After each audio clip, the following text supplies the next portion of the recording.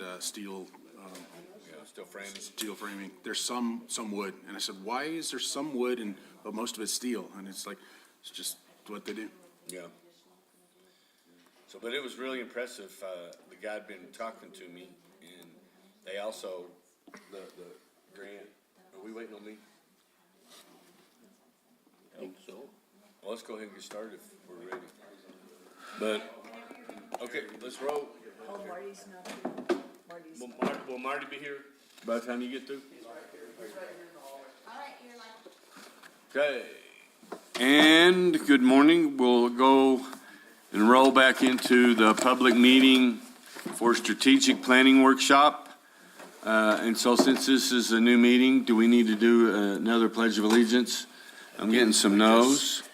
Okay, so if we can move back into presentations, and on at the plate is Adam Sanchez. Good morning, Adam. Good morning.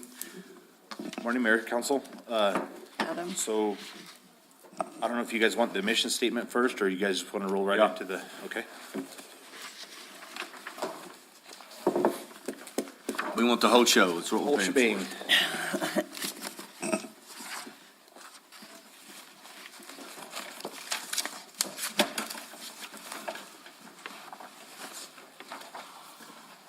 Okay, so for Public Works, our mission statement is to efficiently manage infrastructure services for the citizens and visitors who live, work, and play in the Village of Ruidoso.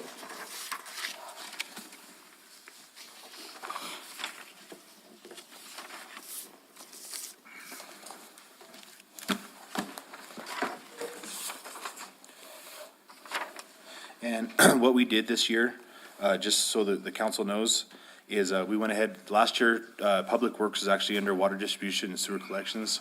So being that I'm managing the majority of the projects, like the lift stations and stuff like that, we broke Public Works out into a separate tactical plan. So water distribution and sewer collections has their own, street has their own, and solid waste has their own, and Public Works. The first, number one, kind of going in, we did some of the stuff that was finished up. Rehab of existing manholes and sewer lines was completed this last year. The project actually came in under budget and had a deduction of $1,103,431.05. So that one was closed out. The next one is the lift station project, and that one is right at 85% complete. Sleepy Hollow has been brought online. They were supposed to have Circle Lift Station fired up this week, but due to the weather, I don't think they're gonna be able to get that done. Hopefully maybe by the end of the week, but it doesn't look promising. But as soon as that one's fired up, the only other thing that they'll have to do is release the bypass on it and coat the inside of the manhole, and that project will be complete. Okay. The next piece of the FEMA project is the hazard mitigation piece. As you know, it got broken down from 42 sites down to 9 sites due to funding. We went through and picked the worst sites that needed to be mitigated. AUI is actually on site. They've set up some of the parameters for their sites, and they've started on Fox Drive. So the manhole on Fox Drive is actually getting installed now, and as soon as the rest of the easements are done, they'll be starting on the rest of them. The other sites are Main Road between North Loop, or on North Loop, and then we have 2 different sites between North Loop and the Second Bridge. And Fox Drive, location 9 is actually what they're working on now. And behind the Allsups in that trailer park, they'll be doing a project there. And then the bottom of Leech by Fern Trail will be the last one. The goal number, priority 3 is the master plan and rate analysis. So we need to complete the master planning and rate analysis for the water distribution and sewer collections department. Steps to achieve this goal, continue to collaborate with engineers to develop master planning, water modeling, and rate analysis. And the funding has been identified for this project. Number 4, construct new water sewer utility building and yard. That project is about 95% done. The contractor is actually on site this week, finishing up the shower. They'll do the final plumbing inspection. We'll do the punch list, and we'll be closing out that project. Okay, right there on the shower, Yes, sir. did we get that squared away? Mayor Crawford, members of the council, Wilson and Company is paying for the change order. Good job, Ron. So, Yes, Ron, really Yeah, he pushed put those his guys. thumb on them. Guido. Job. Mino Gayu, Guido. the goat. Yeah.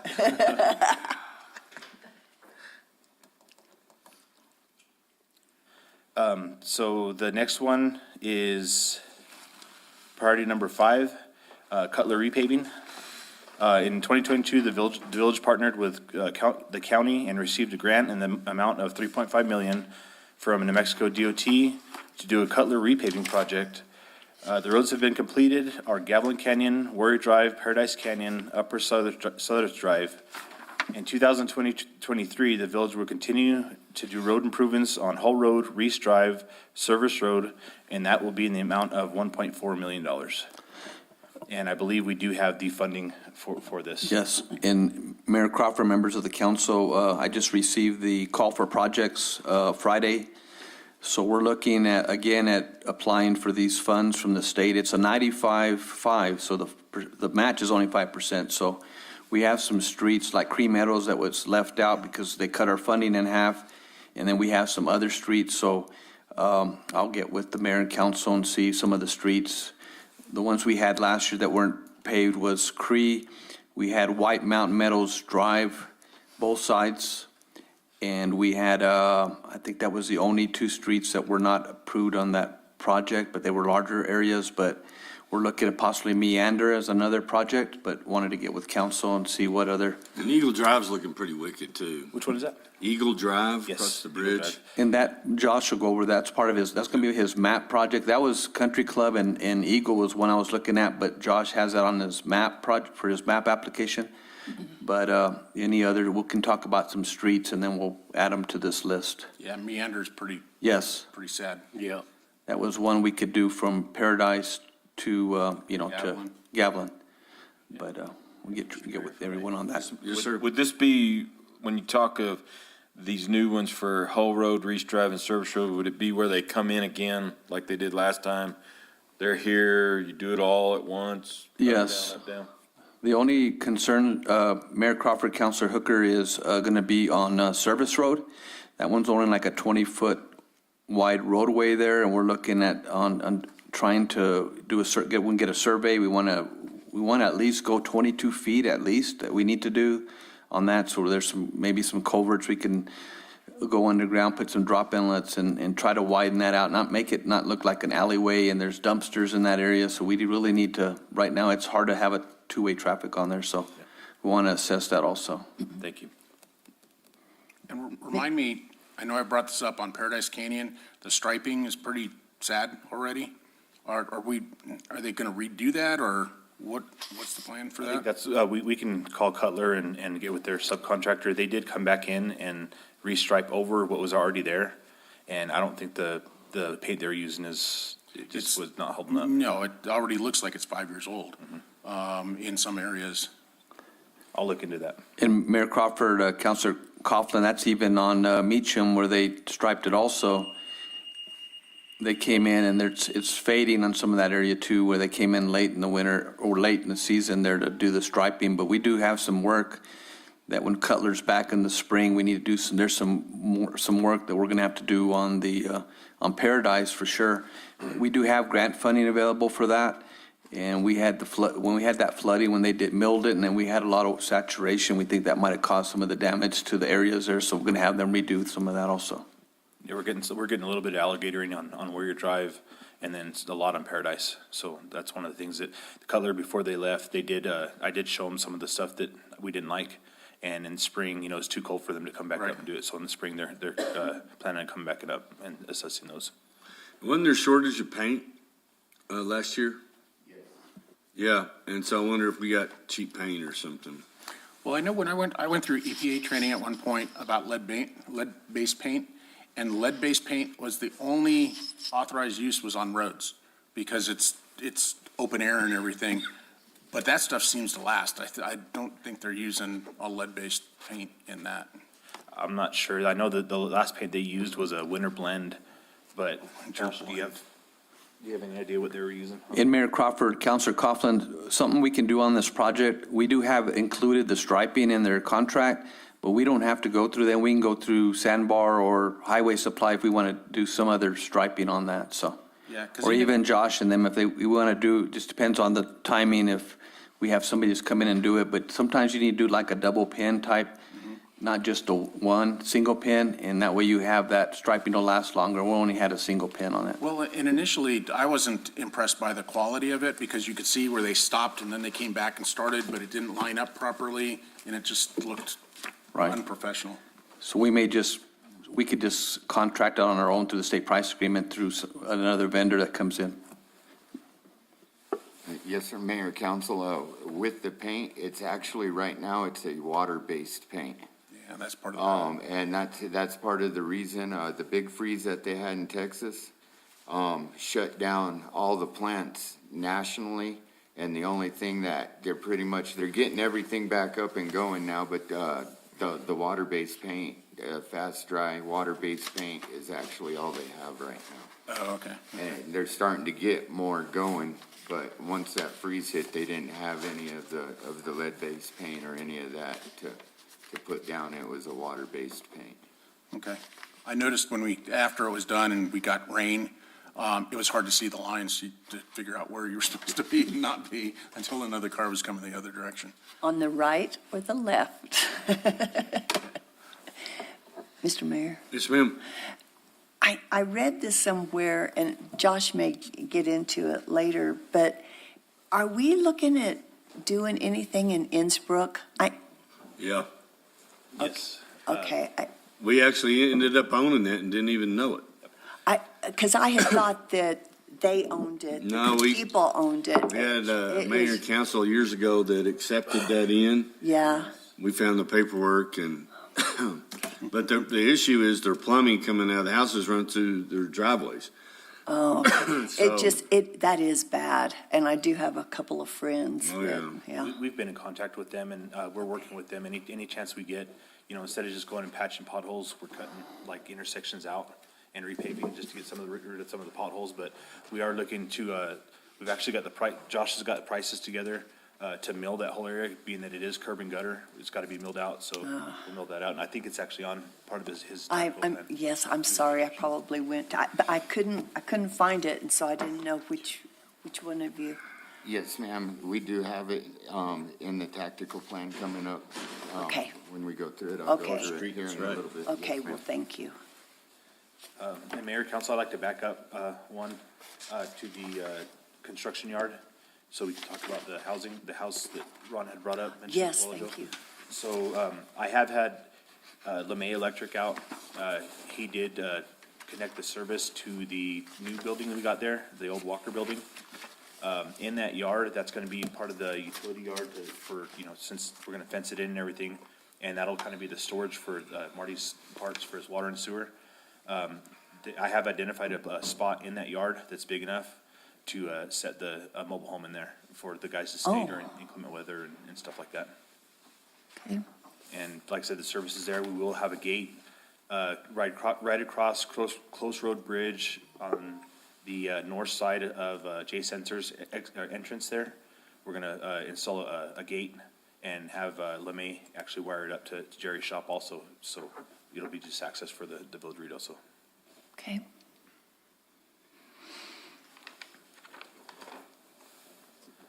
The next one, number 6, is replace aging infrastructure, water line replacement, extension of sewer lines to non-serviced areas. As you know, this last year, we did finish the Town and Country project. Our next one on the shelf is Pine Cliff. As Judy mentioned a while ago, we do have the GEO bonds for the water portion of this project. And I'm working with Christella, and we have applied for a NMDOT NMED grant for the sewer portion of this. Even if it doesn't cover the whole project, we are phasing this project out so we can get this project started. Very good. For Pine Cliff, right? Yeah. Yes, sir. And at some time, just survey everywhere, because I get calls from Lupine Loop, Coronado, that neighborhood and stuff, and when are we gonna get our sewer and stuff, and that's And just, as soon as this master planning's done, you know, we had the one that was, what, 6, 7 years ago that we had got for the sewer portion of it. right. As soon as it's updated, I want to look into actually get a plan together, like a 10 to 15-year plan, and say, hey, we're following this master plan. That would be and should we good. do this, you know, we can kind of go along with the master plan on this. And it wasn't as a complaining mode, they're just questioning, you know, where are we in line of getting sewer into this neighborhood? They're all in agreement of Upper Canyon being priority, yeah, but get those guys all in there, but let's get some of us, because there's the question of putting in aerobic systems now and then having to connect to sewer in 5 years and stuff. And then we got the folks off Mary. Oh, yeah, That's up there that if we extend that a little bit and then we're able to come down, maybe by the Mormon church or whatever, that there's 12 or 13 homes right there. in there, yeah. And we have installed that sewer line on Mary. We just got to connect it. So the sewer line's in the road. We're going to do the water line next. Then we repave the road, and then I've actually talked to the ex-chief McGill.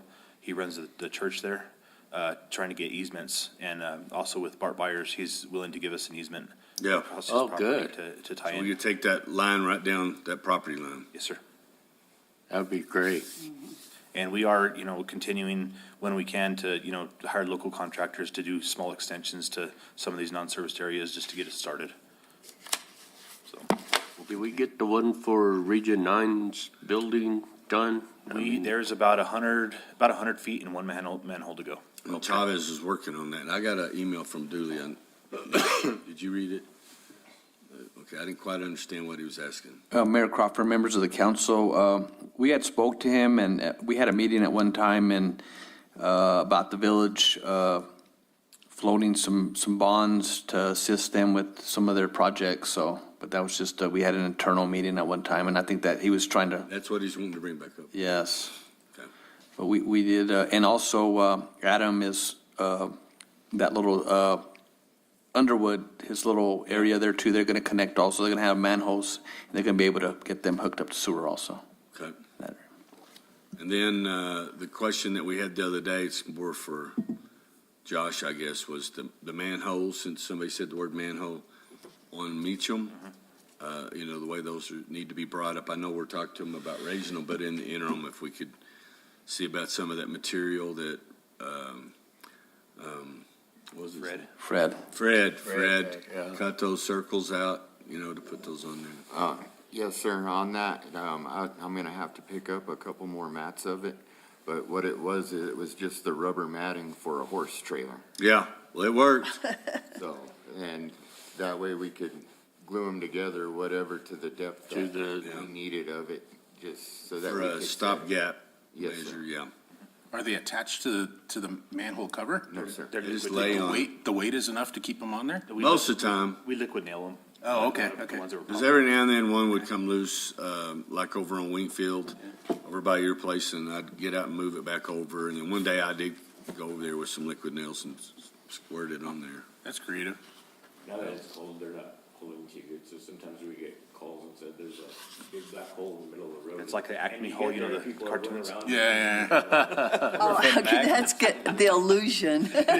Wonder if you can put magnets in them. That's not a bad idea. You know, somehow implant the magnets in your layers and then see if they'd stick to it. It's not a bad idea, something we can look at, yeah. If it works, I said it. Patent, we got the patent on it.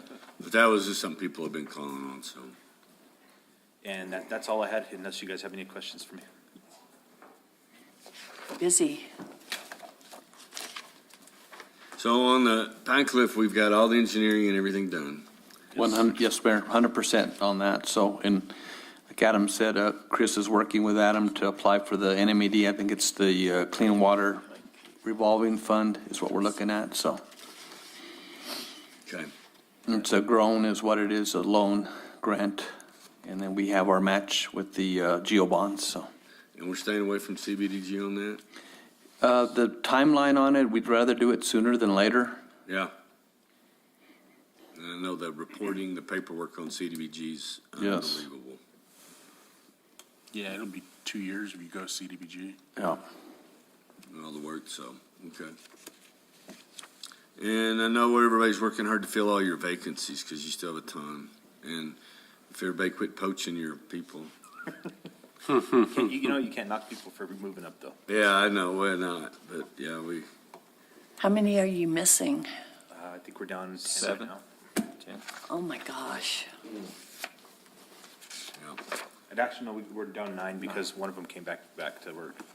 Nice. Well, that saves on payroll. You gotta Well, look at there's the a silver positive. lining in there. Not If you in look hard overtime, enough. though. Yeah. The overtime. Yeah, they ended up in overtime.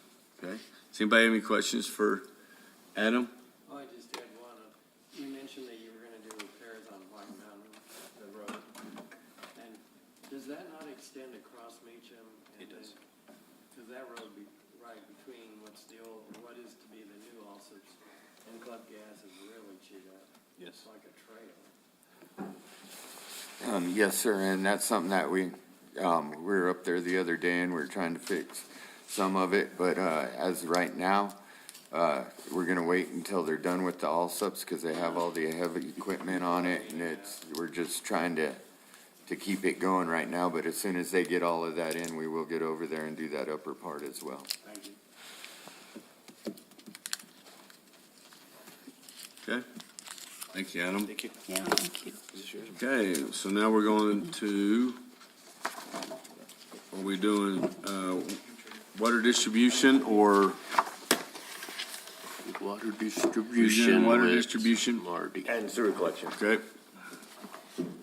Okay, Mayor and council, on goal 4, we're trying to retain workforce and recruit workforce for our department. Like we said, we're down like 9 people. The water distribution sewer collections department is currently trying to fill vacant positions. We're understaffed in various everyday projects. This is a liability and safety hazard for the public, our employees, and the village of Ruidoso. Capital investment, which would help with an even higher level of service. The strategic goals are public safety and protection and engaged and energized workforce. To achieve these goals, we just need to continue to work with the HR department to recruit and work on new pay plans to attract new employees. Let me ask you a question. Do your guys understand the pay for performance, the 1% and all that kind of stuff? Yes. Are they taking advantage of that? With the amount of people that we have, it's hard for us to get a lot of these classes in. That's the stuff. problem. That's the problem. We've been trying to do it, and we plan on, I've been scheduling the classes and whatever, but then we have a water break or something come up, and that's my whole crew just to Yeah. go over there, so they miss out on some of these classes too. So see, there's a built-in obstacle. The very thing that we're trying to overcome is inhibiting these guys from being able to take advantage of the pay plan. Yep.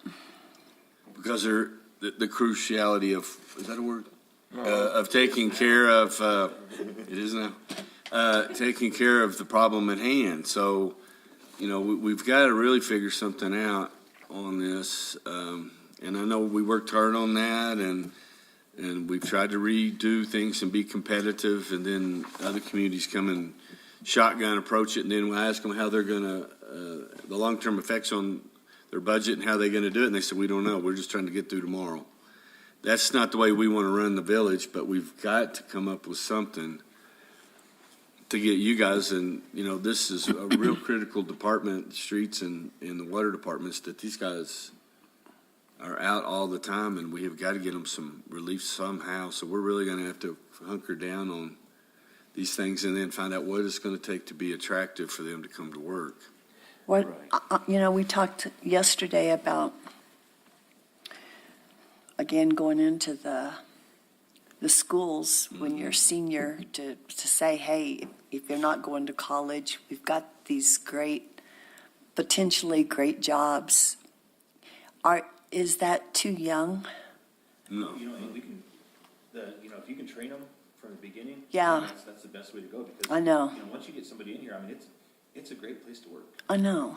and it's just, I think that the main thing is you get somebody with a family, and, they can't support their family on, even with the overtime, and then they're never home, so it's just, it's, I don't know what people are doing for work, but. Well, when you figure that out, let me know, because I don't. I mean, like, right now, these guys, just, 2 days ago, they were out all day on that leak, and then they stayed here till 1:30 in the morning, and then, they came back in yesterday, and, I mean, they're getting drained, because it's the same guys coming out. So we have multiple leaks during the week. It's the same guys. We don't have very many. And it's, we can borrow from other departments and stuff, but they don't know what's going on with. Well, Yeah. it's on-job training right there. Right. And on that part, I mean, if you ever need it, my guys do know how to run a backhoe or dump Right, truck or right. the water part actually fixing, And that see, and would that's the area that I need help with. be, right. And they have, the street department, they work with us with, equipment or dump trucks or stuff like that. So. And then Parks and Rec and everybody else you can pull from.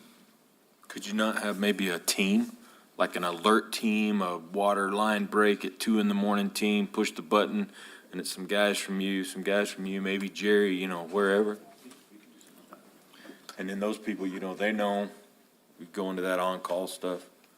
Well, unfortunately, it seems like your standard operating procedure is breaks, so it's hard to plan your workday. The plan is to rest everybody because no one's coming.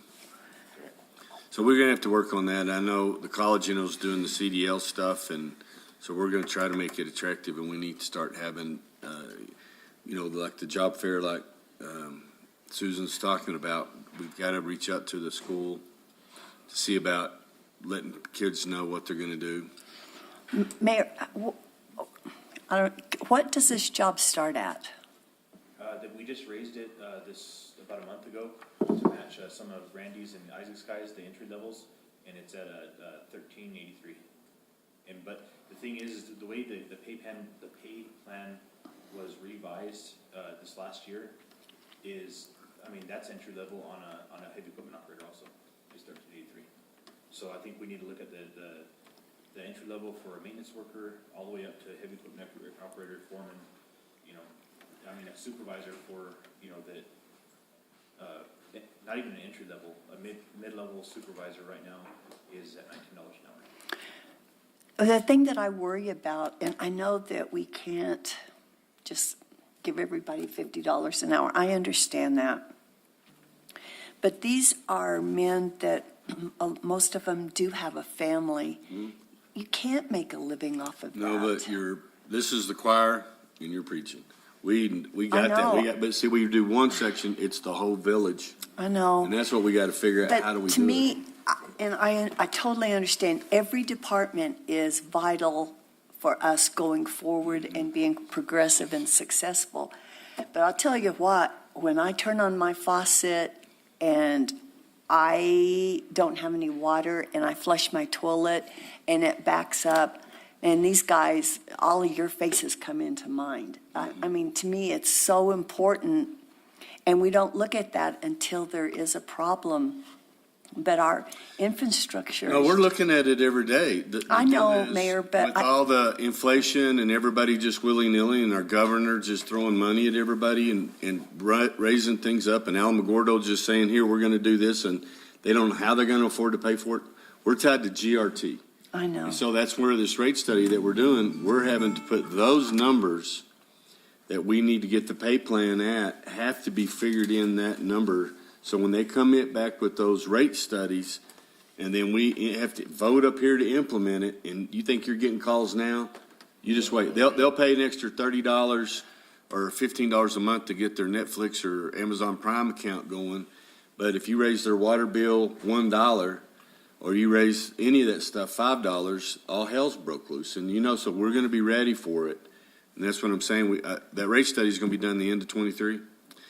So all those numbers we're plugging in to answer those questions right there, because it's going to come back, and that's what we're going to have to do. because everybody's so excited about all this money that's thrown around.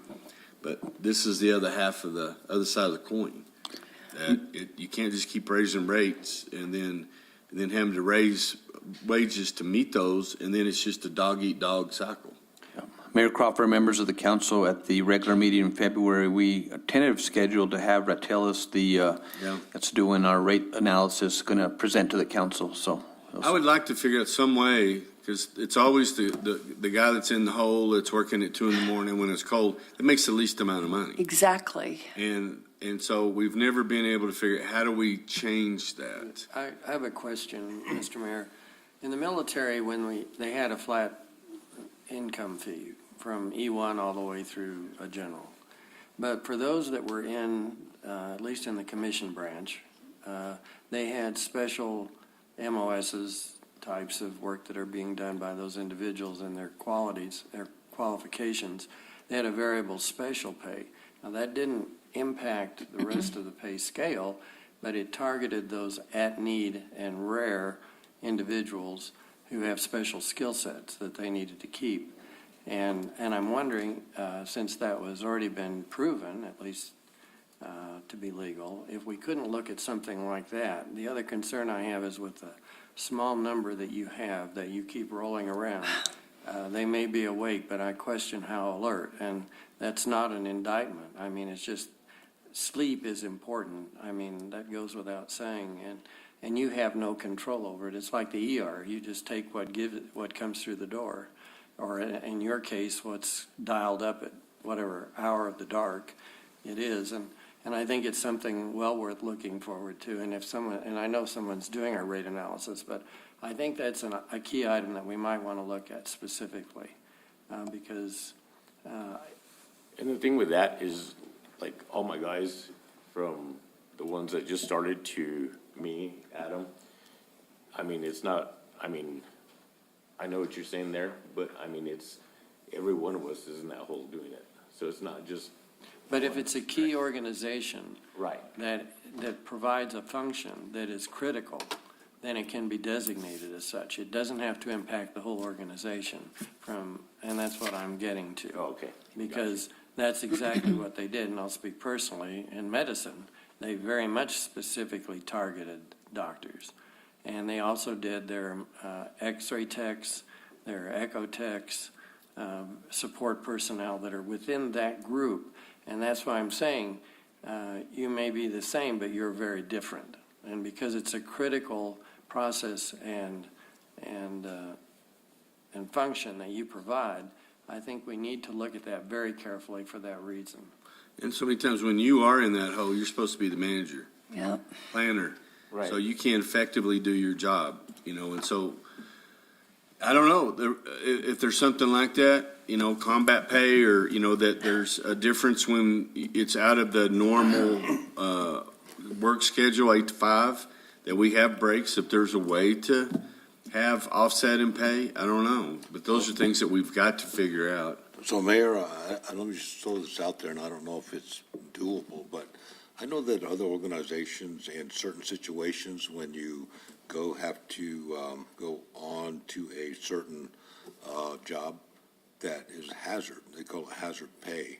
So is there a way to probably structure maybe? I don't know, that we're gonna. I think it'd be safer to call it a variable special pay, Joe, only because you get into some real definitions. I grew up in that industry too, but you have to get into some very specific definitions of what is truly hazard pay and as it impacts on and OSHA and the rest. And I think if you do as a variable special pay, you target an entity, a group that is essential to the operation of the organization, that's a whole different thing. You have a much broader definition of what you can get by with and legally define. And these are some things I've talked to Bill Burt, Harlan, I know he's new, but others, and I talked to the other guy that used to be our rep that's in Roswell, he just escaped me. Nybert. Nybert, Greg, about what kind of legislation could we push through that would give us the ability to do these type of things because we've done it with police department. They've identified certain things, there's shortages that go to public safety. if this ain't public safety, I don't know I what don't know it what is. else is. So that's what I've asked them is could they look at drafting it? In the municipal league, we've talked about that too. Because it's not unique to just us. And, but, you know, why am I going to do this job when I can get another job for the same amount or maybe a little more and sit in the office? Agreed. It's like when Adam said, you know, starting pay for a maintenance worker and a heavy equipment operator is the same. Yeah. But there's different skill sets. Totally. You know, and a heavy equipment operator shouldn't be starting at the same pay as a maintenance worker who's basically an unskilled laborer coming in with no experience. You know, they get their experience by digging the shovel and doing the grunt work and whatever, but yeah, we need to look at that so that you've got pay levels based on skill levels, coming in. Or deficiencies in your staff, you know, that people aren't applying for those jobs. So how do you make them more attractive? And that's what we want to do is, the only way you make them attractive is the money incentive. Exactly. And so that's what I was wondering, because I heard that the guys want to do it, because when we look at who's taking advantage of, I've signed all the plans, I'm not seeing them. So when we ask, it's like, well, they don't even have time to go to the classes because they're working. So, you know, we build in an incentive that's impossible to obtain. And so we've got to figure out how do we get, and we need to do it quick. That's the issue. It's like And our the old- budgeting cycle's coming up. It's like the old comp time. Yeah, we'll give you comp time, but you can't use your comp time because we're so shorthanded. Yeah. And that's what happens a lot, absolutely. But And who in- wants comp time when you can't even afford? Well, they probably like a good night's Groceries. sleep is what they Yes. like. Absolutely, and as the mayor stated, there's a lot of entities they've had a lot of their top levels or whatnot retire, and they can't find any water, wastewater, and sewer employees either, so they're all having And that's difficult times. Well, we've been working with the college, and they've gone after level 3 and 4 water training and CDL training to try to get people into the industry that aren't going to college. And, And you know, nobody wants to be these guys because it's a 24/7 Yeah, job. you don't know when you're Nobody going. wants to do that anymore. They don't. And I think in the next, 9 months, we'll be losing 2 more. Retirement? Because they're retiring. So it'll be one of our inspectors and one of our operators. So, yeah, I was going to take a breath, but you beat me to it. It's the same sentiment to every department, but this is one of those mission criticals that we always talk about, that the water and all those things, and so we've got to figure, and meantime, we got Nimrods that are beating us down over IPRA requests and just digging us to try to keep us busy off focus. So we'll figure it out, but we're gonna have to, there's not a box anymore on any of this. And the thing about it is we want to do it, we don't want to end up, what was this famous city in California that went broke? Because they kept passing on raises and they couldn't afford their retirement. Our retirement is secure. You know, we're up to date on all of our stuff, all of our finances are in good shape. But we've got to change this. What does your people say that, the ones that leave, that, is it what is the reason? Well, there's 2 reasons. There's the money part of it, and then, the mayor hit the nail on the head. Why am I gonna be, swimming in sewer when, I can have an inside job and, get paid more? And the only advantage that we have, like with me, I've got cooks and people that have worked for me that I've trained and done everything I can to get them going my way. I'm paying them $20 an hour. But they don't have retirement, they don't have health insurance and all that, so my money's all up front. And, But they're not looking at that, are they? Not really, no. no, they don't look at that until they get these guys' age. Well, and then they're like, oh my gosh, why didn't I do this I stuff? think that's the difference between, when I started and Marty started and Josh till now, is everybody's looking at the almighty dollar up front and not looking at the whole end game. Yeah. Yeah, I think that's one of the biggest problems right now with everything, the way it's being raised is it's harder for people now to look at the end game when they're trying everything they can to make it. Get it till right. tomorrow. Right. And then, with all this healthcare and all this stuff, we have a platinum plan. I mean, I just used it the first time really ever. And they almost get on their knees and do this when you show them, they check Exactly. out your insurance.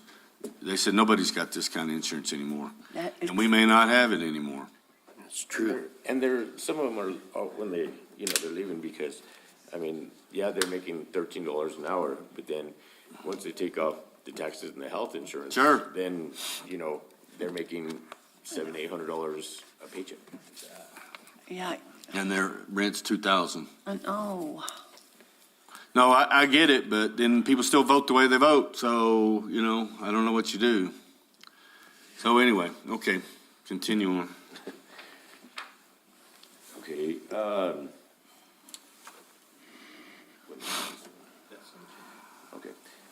utility service goal, replacement of antiquated equipment. The water distribution sewer collections department has many key vehicles, equipment that needs replacement. The first piece of equipment we'd like to replace is a 2008 420G backhoe. This equipment is getting unreliable and has many mechanical issues. The backhoe will be auctioned off, and we would like to lease another one and keep the lease on a rolling 5-year replacement. Okay, we did yours the same way? Yes. It's in yours. No, that's So- not mine, But he's talking about doing the same thing you just did. yes, with their backhoe, as we're doing with our, the loader Uh-huh. that we're working on and our new motor grader are both on 5-year leases, rolling leases. Because right now, the two backhoes that we have were bought outright, so, But we do the would, maintenance. she left, but, so we've gone to leasing Yes, for repairs or whatever, so you're saying doing the same thing. Right.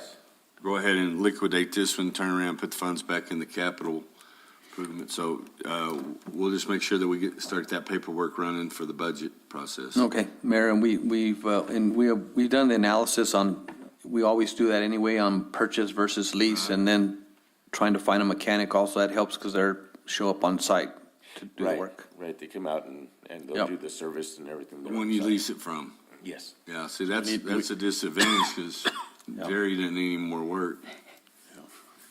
I've been renting mine for years.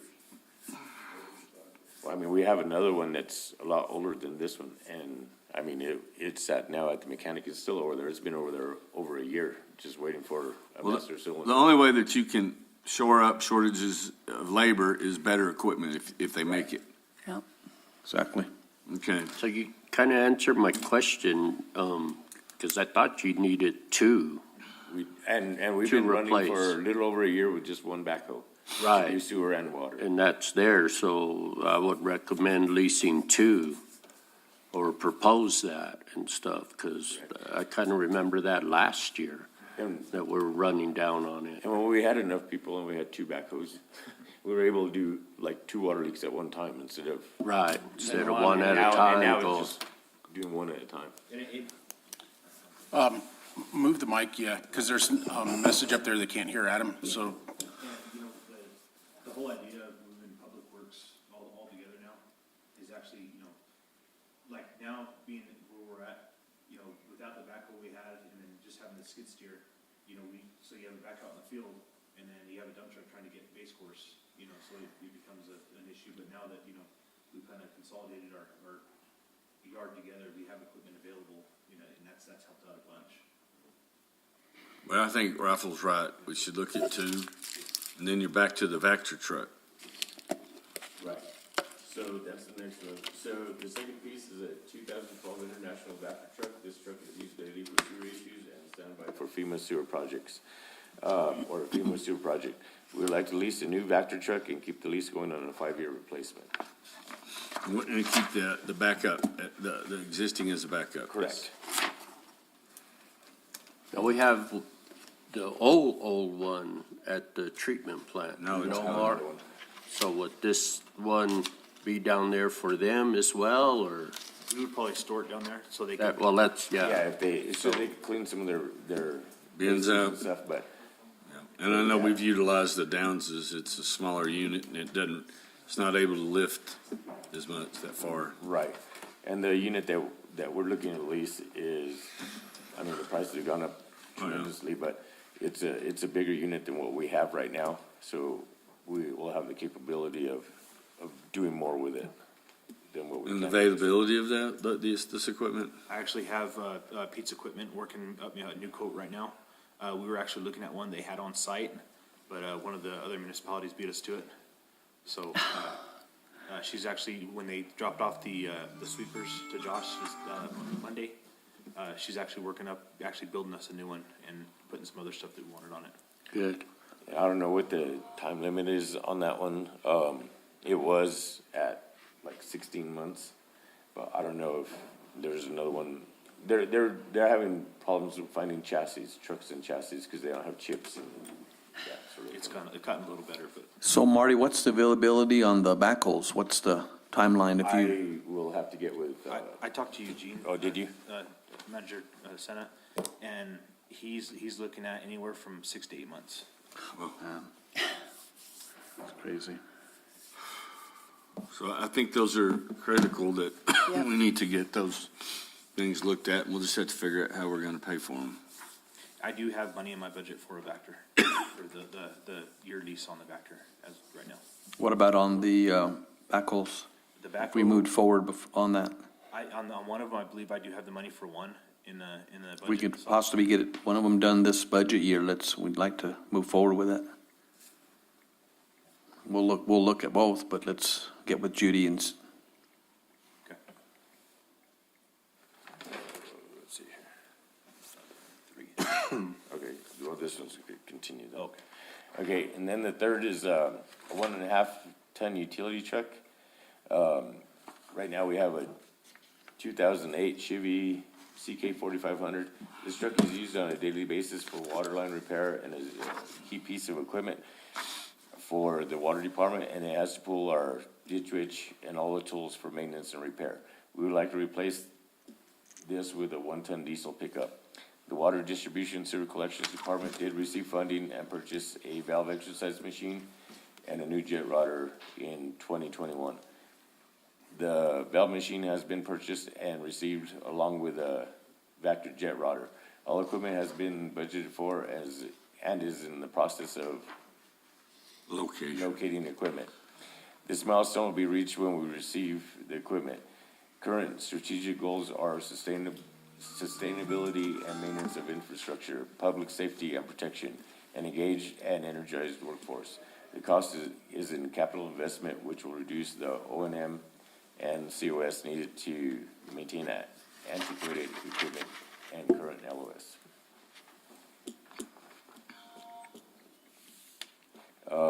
Utility goal 1, replacement and raising manholes throughout the village. Manholes on Highway 70, the manholes that have been identified are being eaten up by sewer gases and are deteriorating. There are 24 manholes identified. There are valve boxes and manholes throughout the village that have been paved over and sit below grade that need to be raised. The steps to achieve this goal are funding needs to be identified, procurement to hire contractors, identify portions of town to begin raising valve boxes and manholes. So these manholes that we're talking about, they sit off the Highway 70 towards, The south side, right? or the south side, yeah. And they come all the way from the travel center. When this line was put in, I mean, we even looked at the travel center manholes, because there's manholes cutting across the highway and then down the edge of on their side on the res, and those ones are getting eaten up by gases also. Well, But these ones, the bottoms are starting to fall off. You can see rebar in some of them because they're just slumping off. So we have to keep on getting the guys out there to pull the concrete out so it doesn't cause a blockage. But they all have to be replaced. There's 24, you said? On our side, yes. On our side of the res. plant or the res? The res, The rest. from the reservation line to the stoplight at Highway 70 at the Y. Marty, can they be rehabbed or do they need to be replaced? There's a couple that could be rehabbed, but the majority of them have to be replaced. I mean, you can see dirt on some of them because everything's gone already.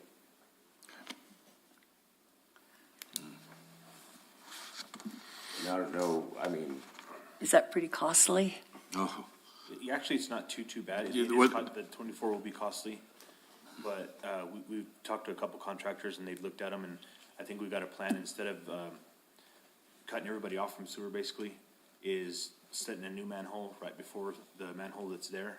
Oh, And then, basically you'll stick the Vector, a plug in the Vector, in the manhole, suck it out with the Vector until you take out that manhole and just put a piece in. So it's kind of a streamlined process going down. So each manhole will be replaced right next to the existing one. right in front or behind. Without sewer interruption. There's just a couple that are gonna be kinda hard to access, just because they're on the slope, going to Dunnigan's, right there by Dunnigan's. But other than that, I mean, the rest of them are pretty straightforward.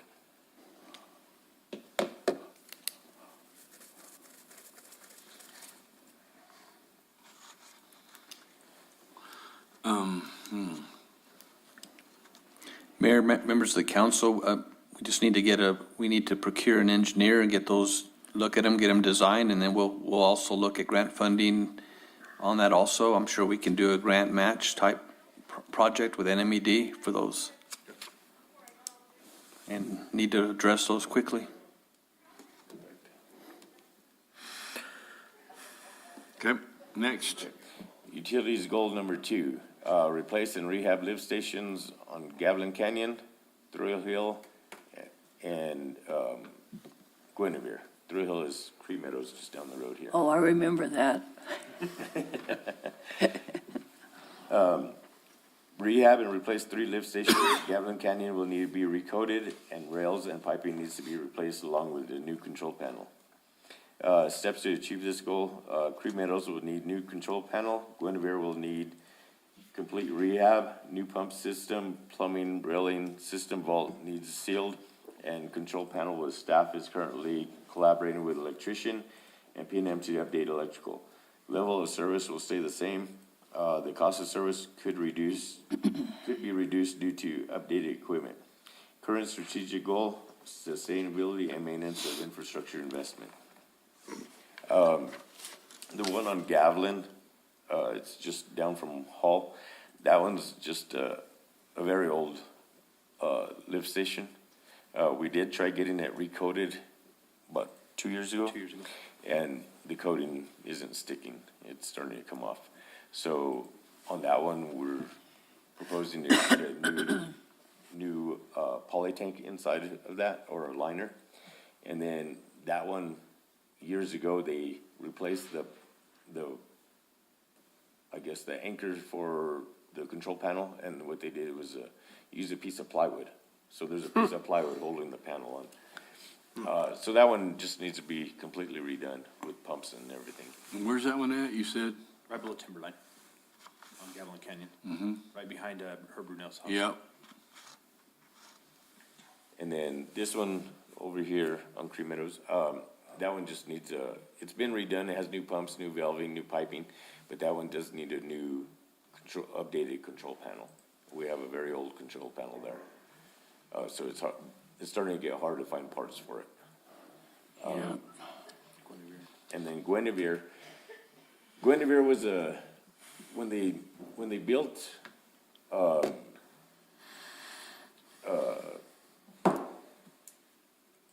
the subdivision up there? I'm losing. It's on the very top of Camelot? Camelot. Camelot. So when they built Camelot, they did build this lift station at that time. And there is pumps, there's everything there for it, but there was never any houses in that area to hook it up. We never had to use it. So what happened was P&M came out, and since there was no power being used there, they pulled the meter. So we told them, no, we needed the meter because they just started building. Well, when they went back, they said, well, no, everything's outdated, so you need to upgrade everything before we can even give you power there. So now we have to redo the whole entire lift station. So that one's gonna be a complete rehab. So that's up to Warwick, to Guinevere to the left? It's actually on Guinevere. On when you go through Guinevere, the dip. that big dip right there before you get to Excalibur there, Mm-hmm. it's right there on the right-hand side. And then the other lift station, is it on the road up Warwick? Warwick's the road that goes and you turn, going through the castle at the bottom, turn left, that's where it goes up, and there's a lift station there with solar panels, is that right? That's, PRB. That's PRV, okay. So you go all the way up to the left before you go up to the hill to Excalibur, and it's over on the left side, right side? Uh-huh. That's where you gotta go down that dirt road, kinda, it's in between. No, if you go up Warwick, like you were saying, and then you get up to the T, you take a left and you go around the corner and then there's that big Yep, dip. and it goes- right there. And they're building homes up there pretty quick. Yeah. Right. And so right now, we do have new homes that were built. They are flowing into that lift station at this time. It does not work, so my guys are going twice a week with the Vector truck and pumping it out twice a week. So what's it gonna take for that? New control panel? That one, new control panel, new pumps, new plumbing, and a new power pole. Mayor, council, that lift station, we've replaced all the lift stations in Catamount except for that one. And that one is a vacuum system. So basically it's got an old, like hourglass looking vacuum pump that has to prime the pump before it pump, So, I mean, I think if we got power to it, number one, you can't get parts for it anymore. It's the Peabody Myers, pumps. And then I bet you the vacuum system's completely shut on. It's never been worked. It's never run before. Because there was never anything in there. Yeah. And that's all on us because we've accepted that subdivision. Okay, wow. Get Judy back in here. Yeah, you notice she left real fast. So all the stuff, do we need engineering on this, or do we already have it? We've already got We've already got it. pump curbs and everything on that. So what we need to do is start looking for funding for that. What do you guys figure, a couple $100,000? About 360,000. Just for that one? We had three of them redone a few years ago, and they were just right at the 300 mark. And, the pumps that we will get will be the same pumps that are in all the other ones, the flight pumps. And JCH, when they did the last lift station for us, they actually went ahead and ran the pump curbs for that one also for us, just so we had it. Sounds like Judy's gonna have to have the printing press service. She's gonna be running overtime printing. Well, we're gonna find funding for all of this. We just need to get the matching, which we'll have, but we're gonna have to find funding sources.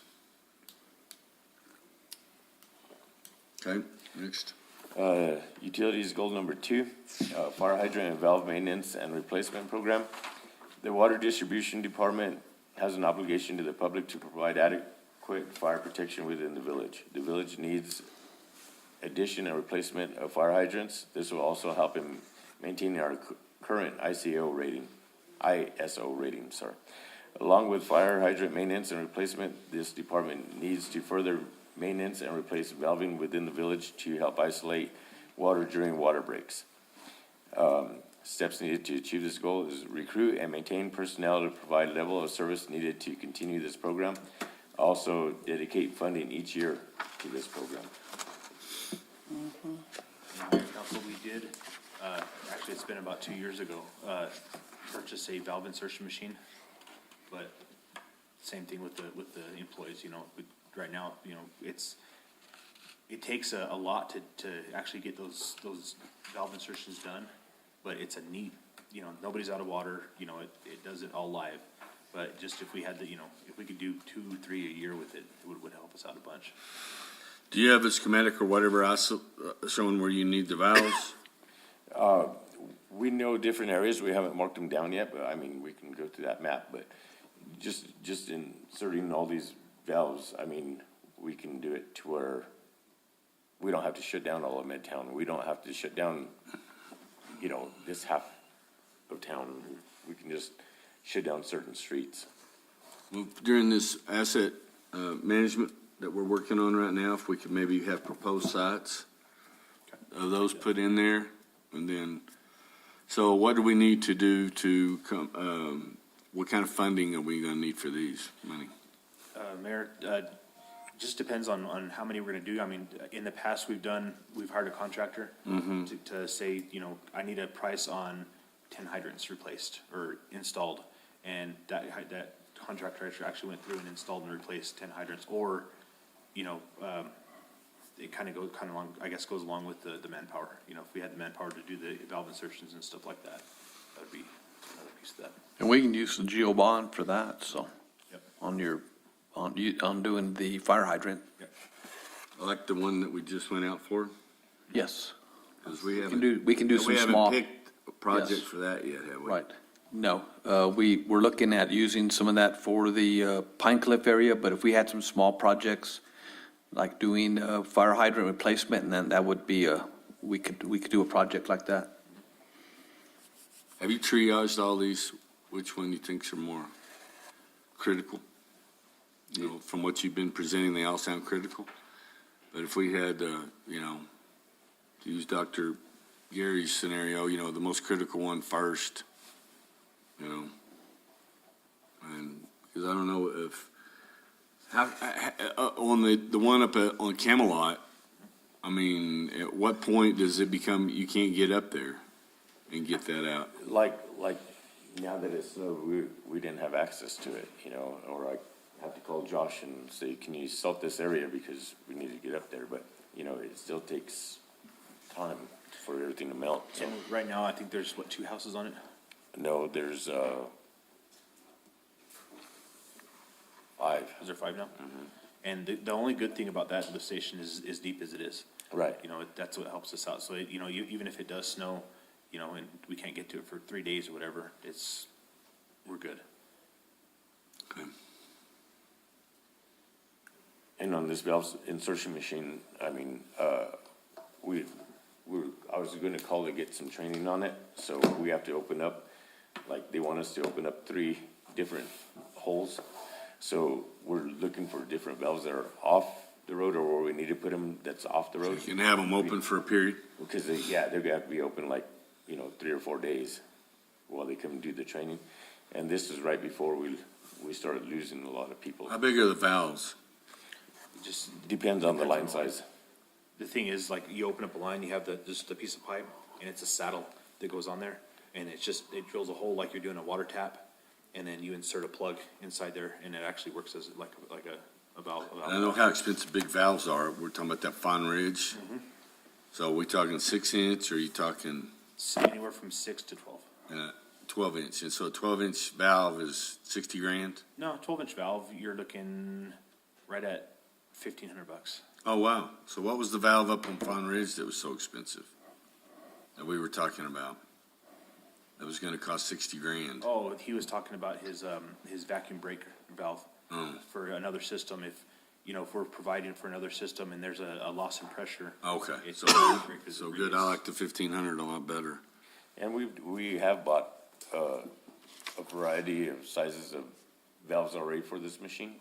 So we already have some in stock that we So can, if we go out with a contractor, we loan them, utilize that valve insertion machine with them, or we go out and do it and then they, I think what we do, if we went that route, maybe we could get one of our inspectors or something, trained on it and have the contractor come out and, you know, dig everything up, get it ready for us, and then be trained on it also with that inspector. So one of us is actually there. okay.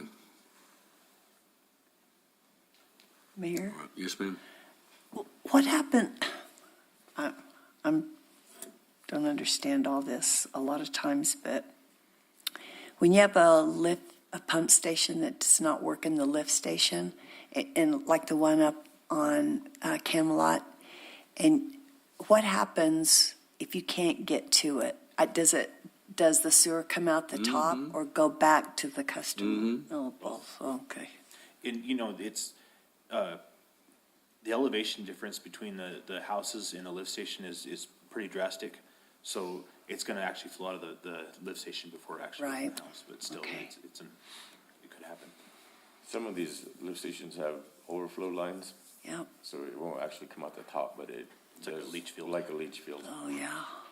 Okay. Instead of backing up in the Yeah. room. And it'll fill the lines and everything else up and Yeah. until the pressure pushes it out to Yeah. I mean, the same thing goes on when we lose power. Yeah.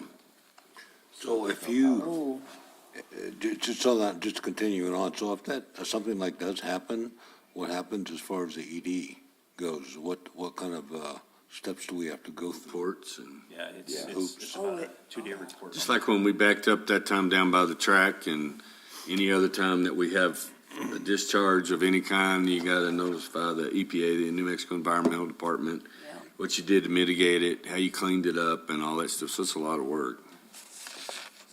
And it should be. Okay, and, I didn't see anything in there about the generators that we had talked about one time on a trailer. We have it. We have one. Oh, you already got it. Oh, that's good. The only thing that we're gonna do now is we're actually gonna get LeMay or one of them, and, we're gonna make a pigtail for that generator to match up with the ones that are on the lift stations right now. Uh-huh. That way when we are out of power, instead of having to take the Vector truck and suck them all out, You could just operate it. just plug it plug in, it pump in. it down, and then go to the next one. and I thought we continue. talked about doing that like a long time ago. We have, it's just the generator has different plugs. So the lift stations are, like for instance, Circle Lift Station, the new one that we're doing, they wired it, it's wired up for us to go, but being that that's a 3-phase system, it's not, there's 3 different wires to go to the generator, so there's not an actual pigtail that's made. So we're trying to get all of them the same on the lift stations. Because like right now, like that one, like those ones, and we were kind of waiting for the ones that are coming in, just that we could match everything the same. Because like those ones right now, we'd have to call the electrician to come and hardwire it onto the generator right away. And then once we pump it down and we have to go to another one, then the electrician has to disconnect and then we go to another one. So the problem is, as we're getting new lift stations, they have different connections. You go from the 3-phase from a 480 to a 240, and then they don't actually have a plug for a 480. So they're actually making plugs on the ones that are 480 for us. I mean, they're unique to us. Yeah. So it's- Adam, is that a 240 single phase then? Is that the step down? Yes. And are those pigtails hot on both ends when you're doing this? There'll be a break, there's a break, and that's why we don't want the actual pigtail to. That's why I'm asking. It'd be very hot on one end.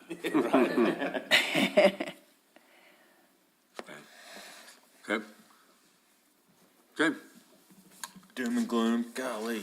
I know, boy, that was, Well, it takes a lot around the railroad, that's for sure. Exactly it. you know those trailers, all those old trailers on the river behind Schlotsky's, right in through there? Those are all hooked up to sewer, right? Okay, they don't go into the river. The sewer line actually goes right through the middle of that trailer park.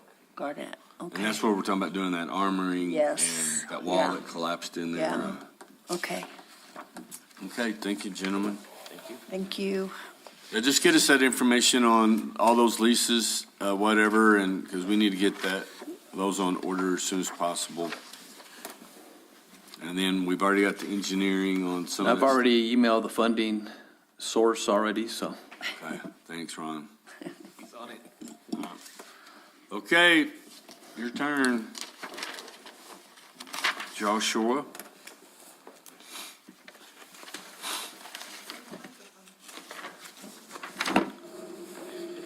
Morning, Mayor, Council. Good morning. My first one that I have is always the same one for me, is our map project. Right now, we're on the resort and D Street and Upper Sutterth. I was looking at this and I don't know what happened here, to this, but, the one that's on here, that project is 100% complete, and we moved over to the resort. We did have Cutler come in this summer and redo the upper part of Sutterth for us. They milled it out and paved it, so that part of it is complete. Right now, we're fixing to go on to, Grindstone, our resort, and start working all the drainage and everything there on Resort. And D Street, there is a few places there that we are gonna cut out, right at D Street and Resort and Fifth Street. We're gonna cut that out and rework that area. It's real bad in there, real bumpy, so we'll cut that out, rework it, and then, repave it. And then my upcoming, map project that I will be putting in February is gonna be the Country Club Drive from Meacham all the way through to, Sutter. And the price of that is $285,000, and that is with a 20% increase already added to that, because that's gonna be a year away. Country Club to, Past Eagle to Beecham, to Sudworth. So then you're gonna, you won't go Eagle.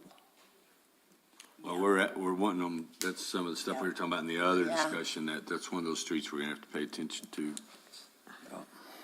It'll go down by the river. But, yeah, okay. Down by where they just put the new parking lot? Yes. Where we just put the new Yes. parking lot there? Yeah. From there, all the All the way way up. through to Cree Meadows and meet into Highway 48 there. Yeah. Oh. Right. Second one that I have is, our co-op project. Last year, we did not receive the co-op, so I put in, I'll be putting in the same, I put in the same co-op project, and we did receive it for this year. And that is the Carter's Park, Wingfield Homestead, Apache Trail, and all the little side streets in that area and going back through there. That, we just, received everything, all our money and everything, because this actually runs the fiscal year instead of our year. So this is actually January, we were able to, So it runs calendar year? calendar year, Okay. yes, not fiscal year, I'm sorry. No, you're fine, I just wanted to make sure I understood that. Yes, so the co-op project does run calendar year, and we just received our money for that to get going on. You already have received it. Yes, it's, the money should be in there. I was talking with Lisa the other day, and she was saying that. we do Is that have- Evergreen? Yes. Do you live on Evergreen, Ron? No. Oh, you know, I thought, just making sure. I didn't see Jack Little in there, I just wanted. So Carter's Park, Wingfield Homestead Roads, and Apache Trail.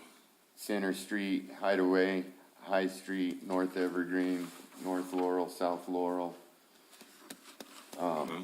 Vine, Willow, Park Avenue, Pine Road, Begonia Road, North and South, Spring and Weldon Avenue.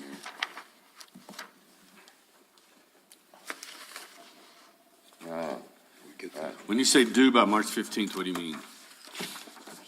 Whenever, for the next one that we're putting in, that's what is actually, if you switch over, because there was one page that we had with two of them before we had the new. Actually, it's there, when this is due, I will bring it up, and this is what Ms. Letterman was talking about earlier, is the Innsbrook. Yeah, Is gonna be our next co-op project, which is Innsbrook Village that we'll be putting in for. And with Innsbrook Village, it's a proposed mill and repave of Innsbrook Village of our road. how are you gonna address the plumbing issues they're all having over there? Some of them have completely redone them, and they've tear driveways and all that, the way the water lines. That's, Mayor, that's one of the things that I've been kind of working on, trying to figure out less impactful way to get to those, because right now the water lines, like you said, all of our infrastructure runs underneath the curbs through their landscaping, their driveways, and all that. So, I mean, before Josh can, I don't say before he can, but I'd like to get the infrastructure actually moved out in the roadways Yeah. before he paves, but. Oh, man. You know, with the amount of meters and then the added fire protection when we do this and the engineering and stuff like that, you're looking right about $5 to $6 million to update the infrastructure in there. So we need to do that before we pave. Better, I mean, it's not, Well, we'll just be cutting it all up. no, We- it's in the driveways. yeah. Well, who'll be responsible? That's what I keep asking. So we'll be responsible for their driveways? Yep, we've had to repave or concrete their driveways and curbs and everything. Why would we be responsible when the developer is the one that put the line through the driveway? And that was one of the things that got brought up, and we had to actually go back and look at the records Right. of that. And, like the mayor said, back in the day, the council approved of. Wow. Yeah, somebody somewhere somehow got a deal. So you're going to have to go in and all of their yards, everything, and oh, my God. How many units are in there, Adam? Do you know? There was 102, I believe. So the meters in the driveway? In the concrete driveway. In the concrete And driveway? then a lot of those, there could be a 6-inch water line right under the curb, but they didn't want to mess with the curb when they built the condos. So they brought a 1-inch galvanized out, tied this meter to this meter to this meter. So it's a piecemeal line that's, I don't know what they did in there. It's, Whatever was quickest. like right now, there's the line off of Cream Meadows, there's a 6-inch water line outside of the wall there, like between Cream Meadows and their wall. There's a 6-inch water line there with 1-inch galvanized stub outs that go across, under the curb, and then branch off and go under the driveways. Would this be a good CBDG project? Nobody likes those because they're hard I know. to get, years to get them, And they're reporting on them. and the reporting is, It might Yes. be difficult on that community to meet LMI. yeah, see, that's the idea. You got the low to moderate income, you gotta go door to door like Samantha and 60%? those guys did. We're at 51% is what I mean, you have to have 51% of LMI on there. That's not And- going to be and, Yeah, go. those people, most of those people retired or have Second. income, and Yep. we wouldn't get Or there. they're in a rental pool or?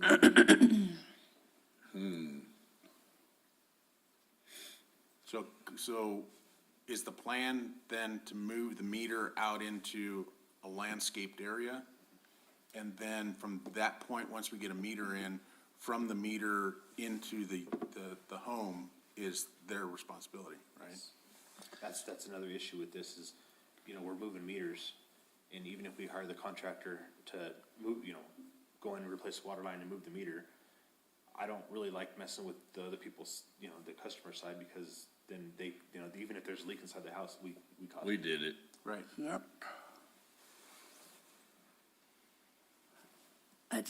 It's just a, Cluster. yike. Sounds like FEMA all over again. Sounds like what? FEMA all over again. Okay. Yuck. I knew that was gonna be a big one over there. Are we starting, do Innsbrook people know that that's our Oh, yeah. responsibility? We get calls all the time. I get sent to them because you have those big, you could lose a car in that one. Yes. That sucker's huge. Sinkhole. And then we get breaks and I'll get accolades. The guy showed up and had this dugout and they were gone in an hour. Man, what an awesome team. And then a week later, we have one just right down the road where they're down there again, having to dig up and then patch it. And, then these people come in for the summer and stay and they call me with their front end. I had to put a front end alignment on my car because I wasn't paying attention and drove. We went into the trench. Yeah, and so they're over there a lot. And so I was always under the opinion that wasn't our business. That's what I thought too. And so then a guy by the name of Buddy Ritter and, what's the manager's name over there? Her name is Beth, can't remember her last They name, but showed me some paperwork and we went back and looked and yes. mayor and council a long time ago, because there was a movie star that was an investor over there. Yeah, it was, that was in the 60s. That built all that and then it went broke. and then it was picked up by some other people and sold, and then that Buddy Ritter in a group is the one that, I asked him, said, were you greasing palms? I mean, how'd that work? You know, and I ain't telling. Yeah. He said, but y'all, it's yours. And so we went back, sure enough. Yeah. Merry Christmas. So that's why we're adamant about how we're doing Fawn Ridge and these others, that it's gonna be primo when we take it. Gosh, you know, we're not gonna have any little hidden hand grenades we're leaving for anybody in the future. Well, there's some we ain't got to yet. We know there's a turd buried, we're just too busy with what we've got going on right now. All right, Josh, and then you need some equipment. I don't want to jump you too far forward, go ahead. No, sir. As of right now, with our equipment, you know, we do have the D5 ordered. And that'll be July before it comes in. That was ordered end of last July, August, as soon as we got the money for it. So we're looking at July right now.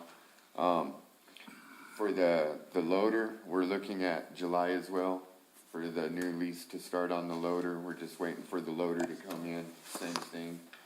And then we have received our 2 Pelican street sweepers. Oh, they came in? Woohoo! I'm surprised we didn't have a parade in a gear or something. Gosh. If it wasn't for the weather, we would have had it. On us, I mean. I'm gonna put Sweet. them outside my shop, so they'll be outside. Yeah, so, So, yeah, we did receive both of those. They have came in. We're just waiting now for the insurance and to get them insured and everything on them so that we can start getting back on, Meacham and Sutter. have we already got them logoed and everything? Not yet. But We did get the insurance on them. okay, but we're getting the standard logos. Yes. And then, moving on, we need to ask for is, one is a Superior Road Broom. And this is actually a broom that we use on everyday work sites. So if we're working in the road, you know, we can come by and sweep all the stuff off to the side of the road, not necessarily pick it up. We do have our old broom right now that we still use. It's only got low gear, so if we're going to the other side of town, it's about 2.5, 3 miles an hour. And there's not a trailer to load it on? Is it too big? How big is it? It's not one of those that's got the big brush on the front? Yes. So it's not a huge piece of equipment. It's not super huge. You know, a lot of times where we're taking it, right now we're trying to leave it in the general area where we're working. Right now we have it up on Otero. We've been redoing the bar ditches and everything up there for all of them, so leaving it there and working on this side of town, that way we're not trying to get back and forth all the way across town. It is getting older and worn out. And the next one would be, you know, a mechanic's truck. Do we have the tools to go in the mechanic's truck? Yes, and that's the reason that I have it on there is the truck that he is using now. It's his front seat's full of tools, the back seat's full of tools, and there's just the toolbox in the back. He's got they're just spread all over the truck and inside. And if anything was to happen, I mean, get in an accident or Yeah. something, I'm not saying, you know, that it would, but if anything was to happen, it would be bad deal with all the tools and everything. that he does No have doubt. In the truck. And with the 2 that I am asking for this year, it'll be a total of $160,274. And I didn't mention it earlier, but the broom itself is $90,000. And then the mechanic's truck that we're looking at is $70,274. You should get one like Jerry's. Yeah, so we could just go take Jerry's. You should share with your brother.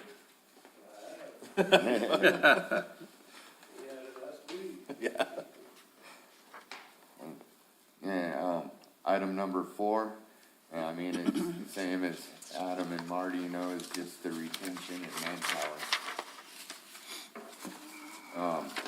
And it's kind of the same thing, we're just having a hard time, finding operators and CDL drivers, you know, if they're making a dollar more than what our laborers making coming in at.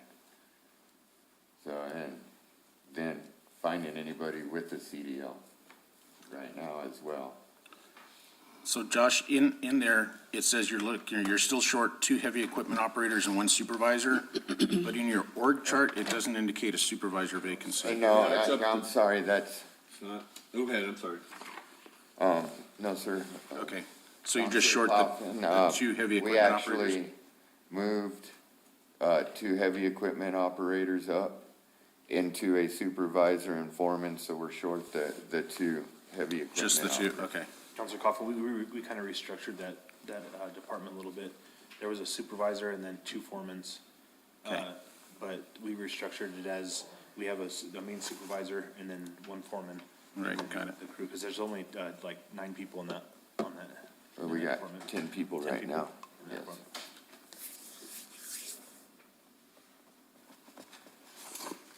And then, you know, it's, And then we you're, talked about it. then you're gonna be asking for 4 new positions at maintenance worker Oh. level?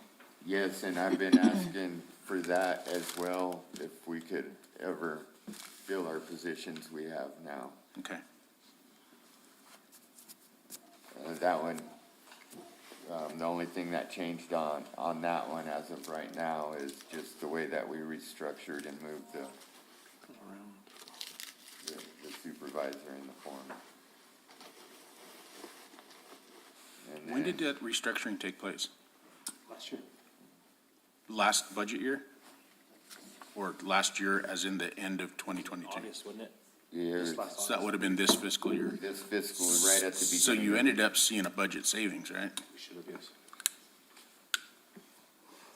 Just saying. Not enough. Well, but not for 4, but you were able to add 1 maintenance worker in there. Actually. Hey, you might I think bring we some out here. restructured it as, Pass them around so they'll eat them. we still have the same amount of. We got cheese trays, employees. meat trays that So. we didn't use yesterday. We got rid of If we can get them to the use them now, foreman if anybody and wants them. got a heavy equipment operator, you know, basically made it that position a heavy equipment operator instead of a foreman. So yes, there is a savings there, but. There's a savings. Not a substantial amount. Not enough, okay.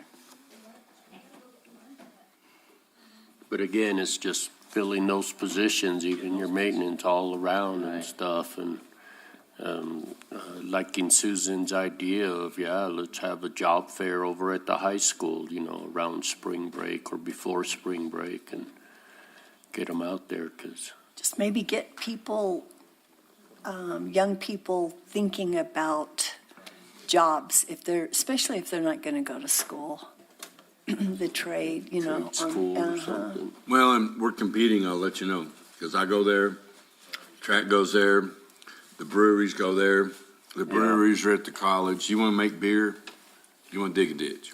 Yeah. So we gotta highlight, and we're working with Carrie and her staff on, we gotta sell it. And we gotta reimagine how these jobs and profile them, we've gotta put in there the long-term benefits. And that's the whole point, is we're not just looking at today and tomorrow.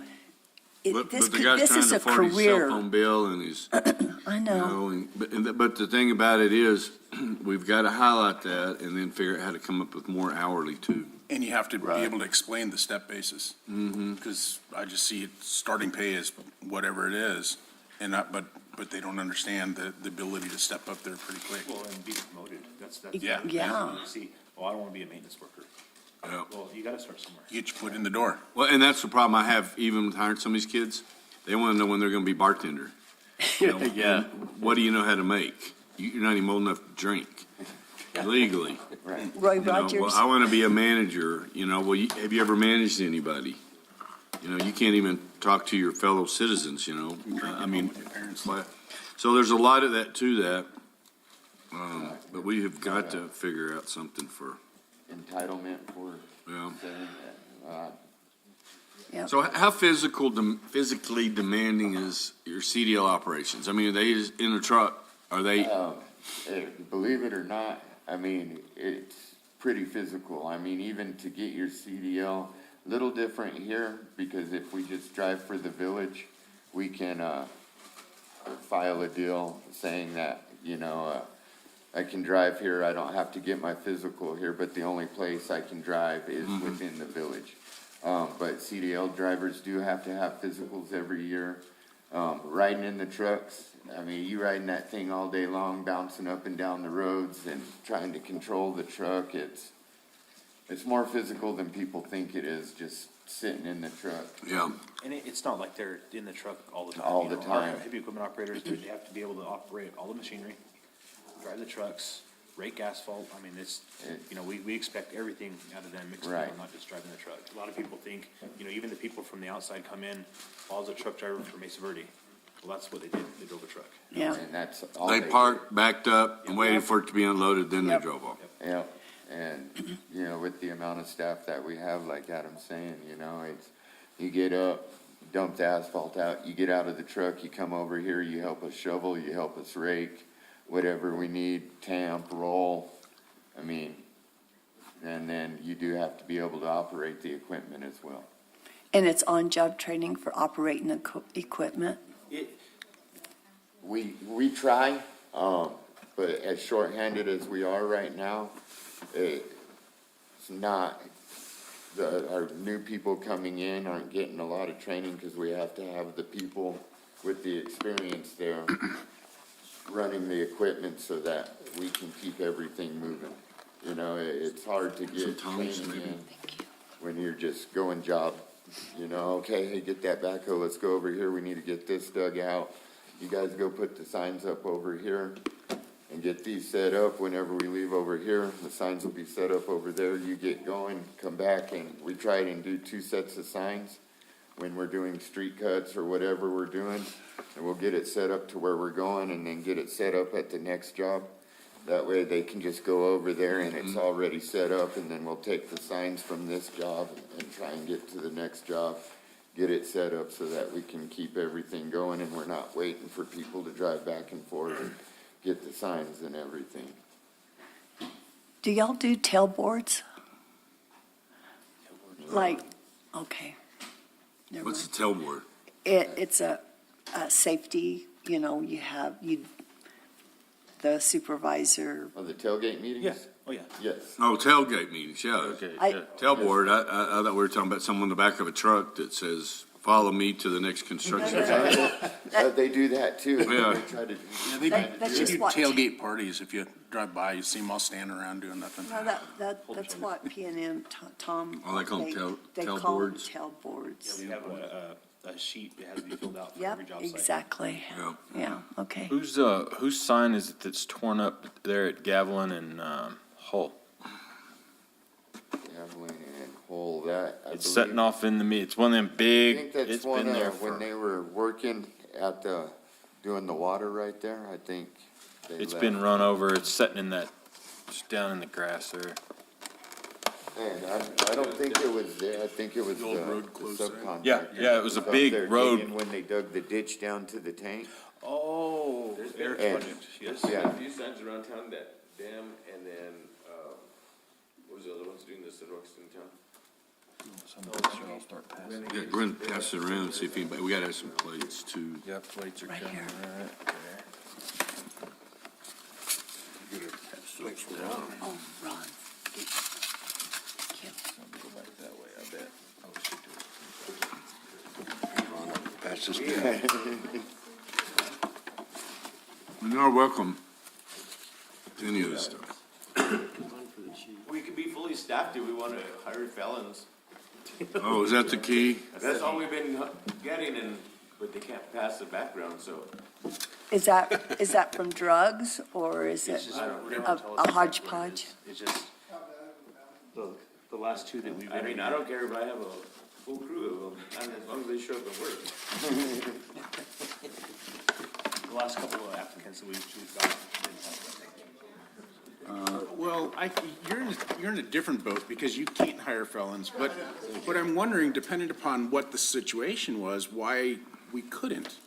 You know, it's not like they're working with Parks and Rec where they're working with the public and kids and stuff like that, and they're not in law enforcement. But I don't know, I wonder if maybe we start looking at things on a case-by-case basis, because there are so many people out there that have felony convictions that are low-level felonies. It's not, you know, create. What's an example of a low-level felony? It could be an embezzlement charge. It could be a drug charge. It could be, you know, who knows what it is. It's not like murder, And a lot of them, I mean, domestic some of them are abuse. still on probation, so I mean, they're still having to go get drug tested Yeah. every week, so Yeah. it's like, you know. And for example, you know, I do have a good friend, when he was a kid in Texas, in high school, he broke into the field house and stole his jersey. And it was, he doesn't have any other records or anything, but he got felony charges pushed against him for that. Right.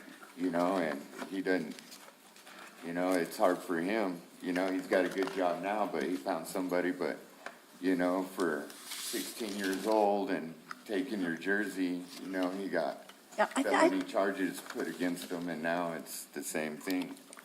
I think we should look at that. We can certainly look at I those think and, they depend on the charges, yeah, and, The charges and the job, yeah. right? Because everybody makes I mean, I everybody makes mean, we don't want somebody that mistakes. has embezzlement charges Being in the working finance working with Judy, you know, but. They go to numbers. I mean, we've had just the last 2 weeks, we've had two that applied and they didn't, I mean, they did really good in the interview and then they didn't pass the background for some reason because they had a felony, but, I mean, we don't know what type, but, I mean, we can. Well, the be thing getting is, you people. can't ask that up front. Right. Yeah, so you go through the whole process and then get to the background and find out. okay, we'll look, we'll get Susan set up a table over it. I mean, even if I have to get one of Lawrence's guys over there with us. One of those what? I mean, I'll even, I would take the initiative to go to the high school and talk to them about how we can do that kind of stuff. The felonies? No. No, how we can get the Yeah, how not to get. job. Those whole pot grapes down there? I don't think they got it on that either. This one has ham and. I think they've all made the rounds. Josh, on your equipment, on your dump trucks, is there any dump trucks that need to be replaced or anything like that, or add on? We can also add towards the snow removal, to put the blades on, or? Yes, sir, all our dump trucks, we have right now, they're all equipped for snow removal. We have two Peterbilts that I believe are 07s or 08s. And they're starting to get to where now, you know, we're doing a lot of work on them. I didn't put those in here, during one of our other meetings, we were told to keep it a little lower, so I was looking more at the stuff that we had to have right now. Okay. So, you know, they are getting older and it's starting to get to where we are working on them quite a bit, but they are up and running, they're completely equipped for snow and.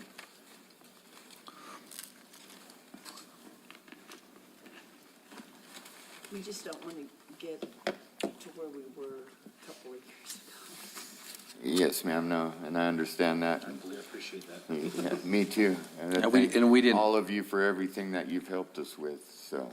Yeah, we were talking just about, you know, with the dump trucks, the blades are wider and things like that on hitting the roads where you could do a single pass versus having to do multiple passes on some of the streets. So on the water distribution, sewer collection, do those dump trucks have capability of having snowplows on them? I mean, yeah, we can get snowplows for them.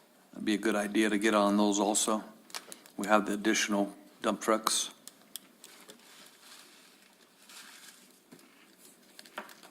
thing with ours is they're only single axle in the back. The dump trucks? The water distributions, dump trucks are the smaller ones, so they're the little 6 yards, just to get in and out of places. Mm-hmm. And that's something that we did, I believe they got auctioned off, but we did used to have 2 6 yards at the street shop as well. They got auctioned off. Well, Josh, my philosophy's always been, ask for whatever you want. The worst that can happen is somebody says no. Right. Can I go back? Yeah, I know. You already asked for enough. But that's something, I didn't have in here, and it's something that I would have to look at and get the prices and everything again as well, because the prices, we all know of everything's going up, so.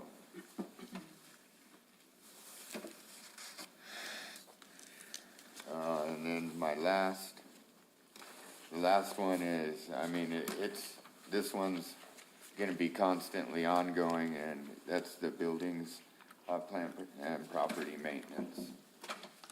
They're, it's the hot plant, we do, and it gets its own budget, which we do pretty good with on it, and trying to keep everything in stock that we know of. It is an older hot plant, so some of these things, it's, I work real close with AAA. I know Jerry does too, with him, and if something goes out, and he's always giving me heck with the hot plant. He's like, no, we're not gonna do that. We're gonna bring you into the 21st century here with this thing. And so he works with us real well. The building maintenance, it's still, I've got to get somebody come up and give climb up on the roof and give a quote for our roof. The roof does leak over that. I've got to get somebody in to inspect our ceilings.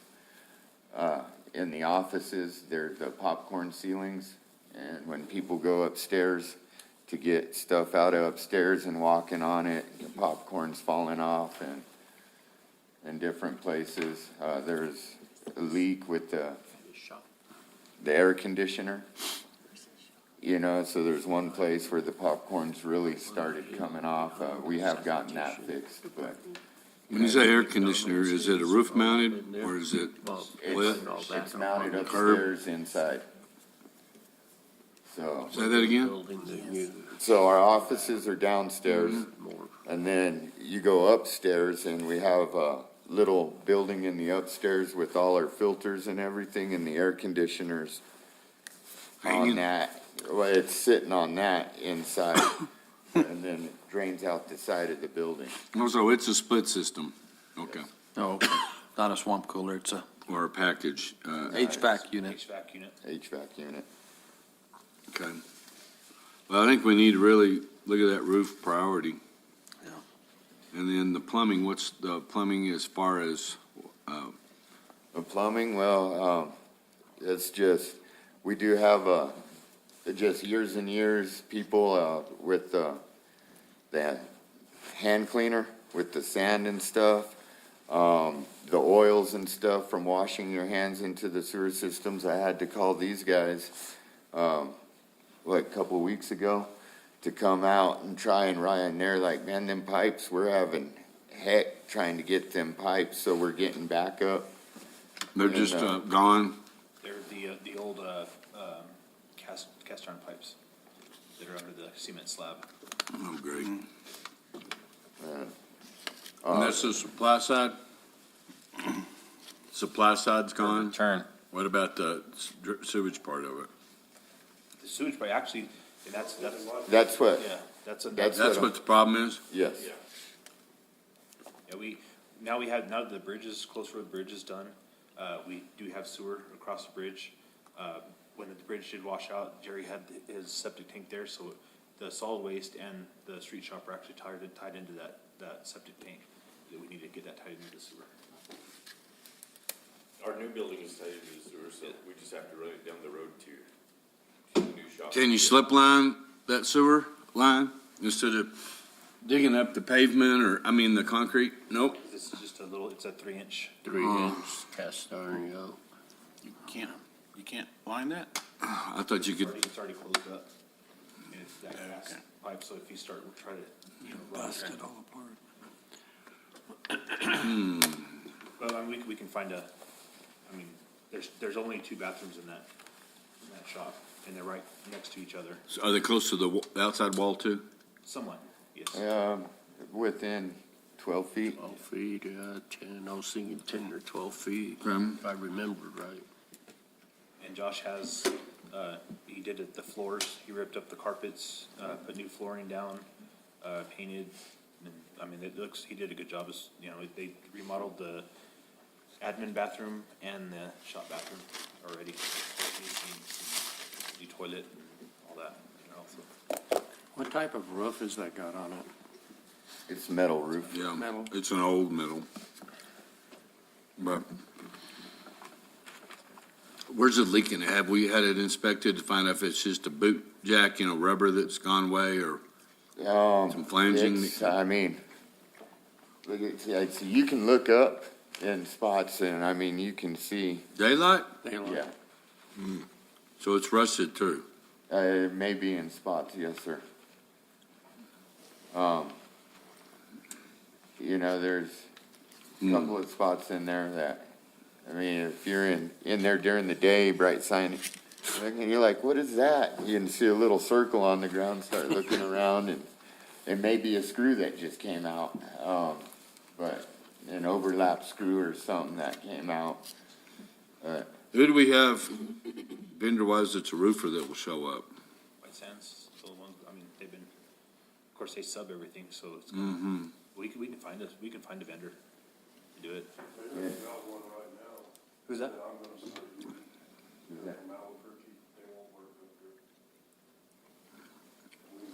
Well, let's at least get an estimate. That won't cost anything. Yeah, there's a couple roofers here in town that we can probably set up also, that are reasonable. I can tell you one we're not using. One over at the police department. Oh, yeah. I know, I actually just got my roof redone, and those guys were top notch, and they're local, You can do commercial. yes. I think Josh just drove past my new building so much that, Yeah, he's starting to make up for that. I mean, he already has. Come on now, this one's been the same since 2020, okay? Trying to build the shops. Right? Asked for a roof and Adam got a shop. He wants a new shop so bad he already has the sweepers inside my shop.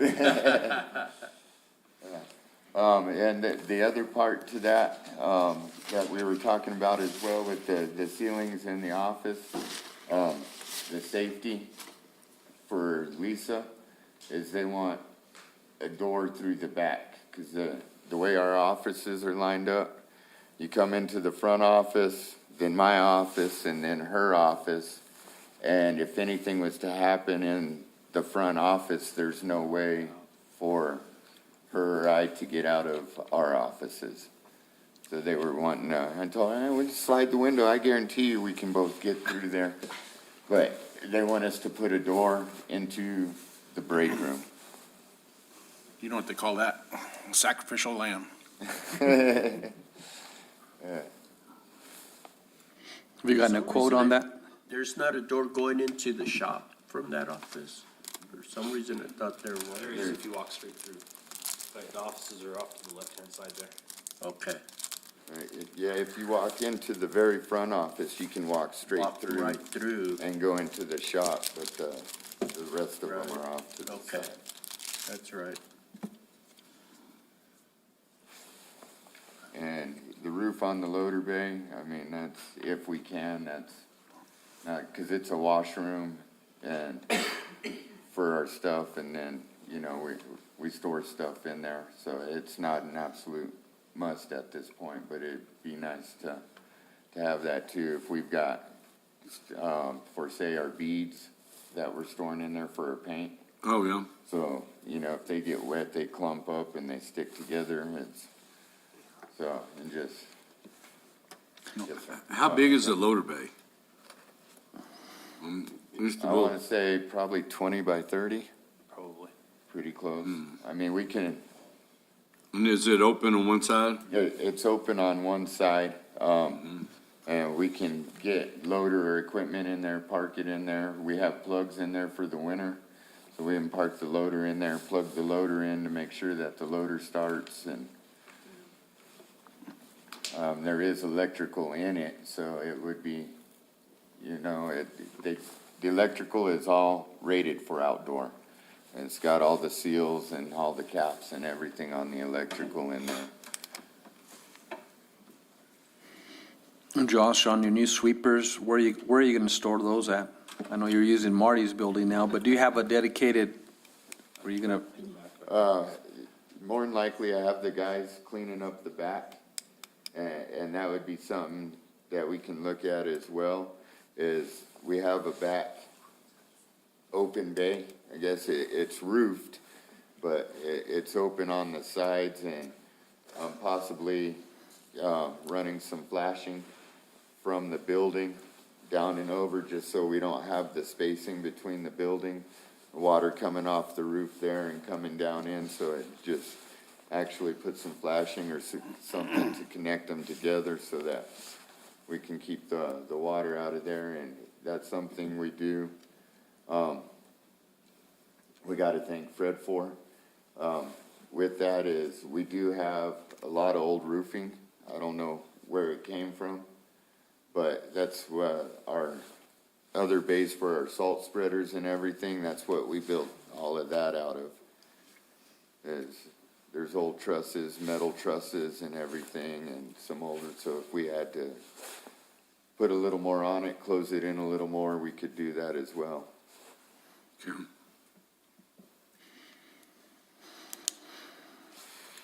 And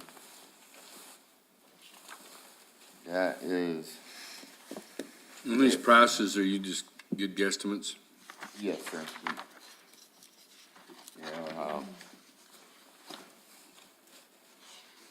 Without replacing the whole roof for the shop, getting up, maybe having them line it on top, put the roof liner on the top, screws and stuff like that, they're just, without replacing the whole thing, they're just Okay. Well, estimates on it. and what year is that hot plant? The hot plant is a 1968. That's what I thought. A heck of a model. Yep. Back when they built them solid. That's it. I all mean, you these take years. care of it and have the extra bearings. I mean, there's just a lot of moving parts and a lot of weight, but I think that's mean- important to have the parts on hand, because your window for using the hot plant is so small during the year, and you don't want to be in the peak season waiting on parts. right, and that's something, I have tried to do. I ordered another Connex when Fred was still here, and I've got bearings and motors, and I try to, the most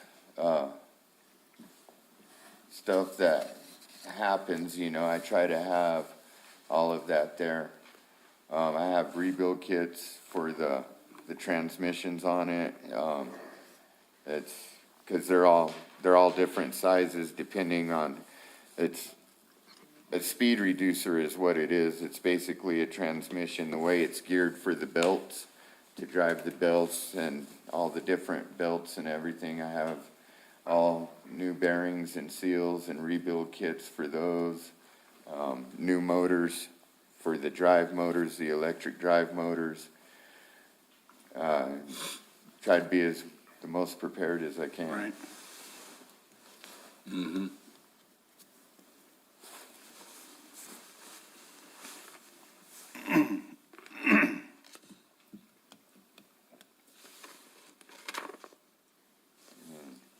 That is it for me, unless you have any other questions. I have a question, it's not related to you, though. But it piqued my brain when I saw the plumbing and shop for $20,000. Do the departments pretty much just all go find their own plumber when something needs to be done? Yes.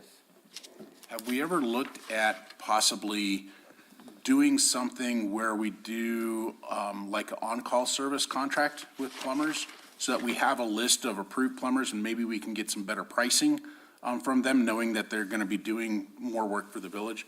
Because that's one of the things that I've noticed is it kind of seems like each department just has their favorite person that they happen to call. I don't know if it would be. Mayor Crawford, viable or not. Counselor Coughlin, there was times we used, like for HVAC, we had a contract with Ford for doing some of the HVAC work, but having a lot of them use electrician, a lot of them use Ricky LeMay, but not to have an actual contract, to have them, and that'd be a good idea, we can look at that. If you can get one, Yes. I'm saying, I've had them for years out at the track and they don't do it anymore because they don't have to. They're busy enough. They don't want to give discounts, so. In the case of emergency, that we need somebody now, and you're calling, and you're trying to reach, and you just keep calling till you finally try to find somebody that can be there in like 2 days or 3 days, that happens also. And the price that I did put on my plumbing was because it is under the slab, and running under the walls, so we'd have to cut the slab, you know, and come completely out of the shop, which 10, 12 feet, but I mean, you know, it still have all the walls and all the other plumbing and everything sitting over the top of that plumbing. Yeah, like I said, it wasn't related to that, but that just Right. piqued my interest because I know, Parks and Rec uses one plumber. And that one plumber is always calling, and sometimes they're having to wait for that one plumber. And I just didn't know if it might be, it was just an idea. I don't know if it's practical or not. We could look at, we can talk to some plumbers, and, you know, I always tell people, they always ask me about who's the best plumber in town. It's the one that you can get to come. Yeah. But by doing so, we can clear them to make sure that they've got the insurance and they've got the certain, you know, whatever is required of the plumber, instead of just starting to call, hey, you know a plumber? Yeah, this guy did some work at my house. When I call him, and he's not really a plumber, so. Well, I mean, we've got Herrera, there's a bunch of them that are approved to work here. I get it. Yeah, but that we can't even get them to come. And, what's his name? Chris. And, the only one that's been answering it wasn't even really a plumber, and that was, Ford. That was, Walker, FS Walker now. Yeah. That would come, and, then we had Chris, Rowe for a while. So, I mean, if we could find somebody that would give us priority. And that is one thing that I do. The other day, I had a leak in one of the water tanks, and it was coming down the hallway, and he just got signed up probably 2 months ago, and he dropped what he was doing, he came over pretty quick, Stacy Cox. So, Who's Stacy? yeah, so he signed up as a vendor with And I know, Alto, aren't they on Jonathan? Jonathan, yes. And he was great until he's so busy. Now he's not even doing anything but new construction. That's always what happens. They get their Well, that service work, there's tons of money in it, but you may not get to watch the TV show. You know, have to leave dinner. Okay, it was just an idea.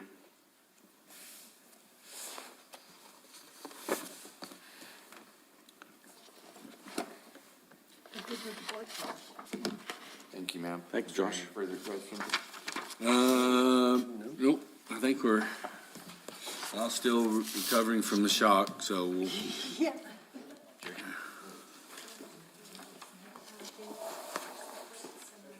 Great. On the table right Yeah, there. right there.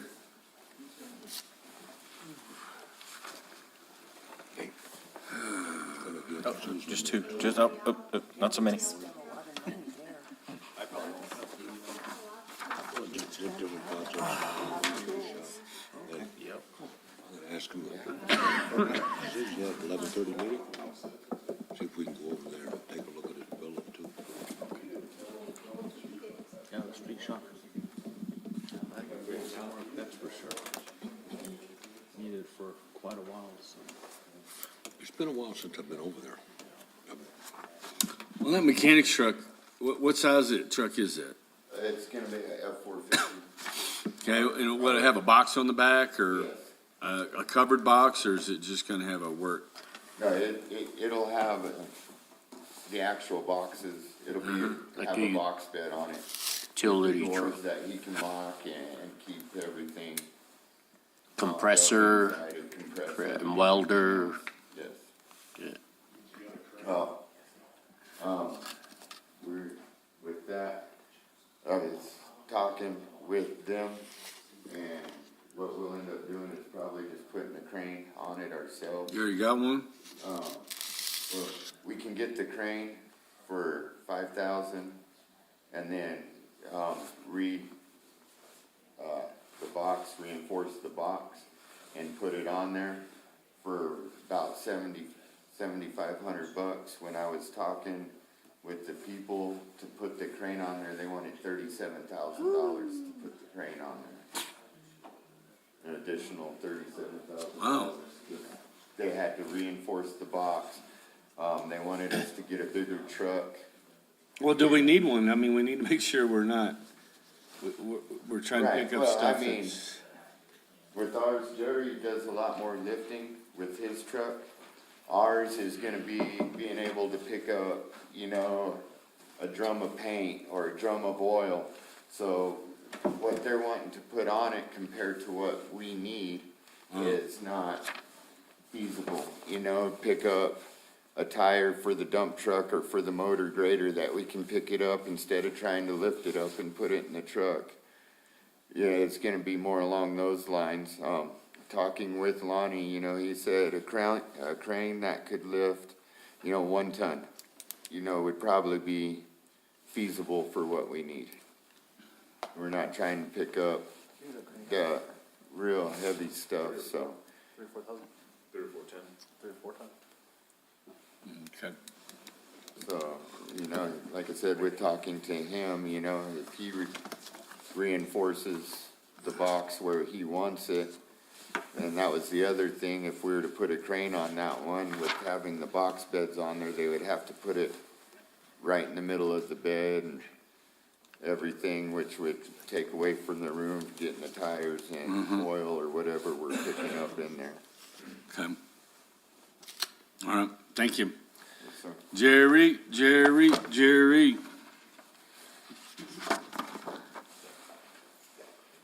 Every year I do this, I'm always the quickest.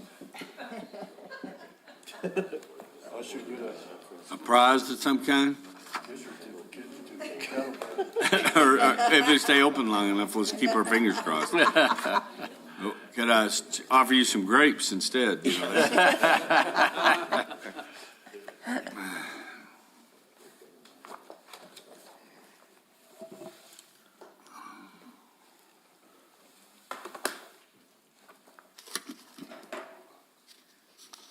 Mayor, Counselor, here we are again.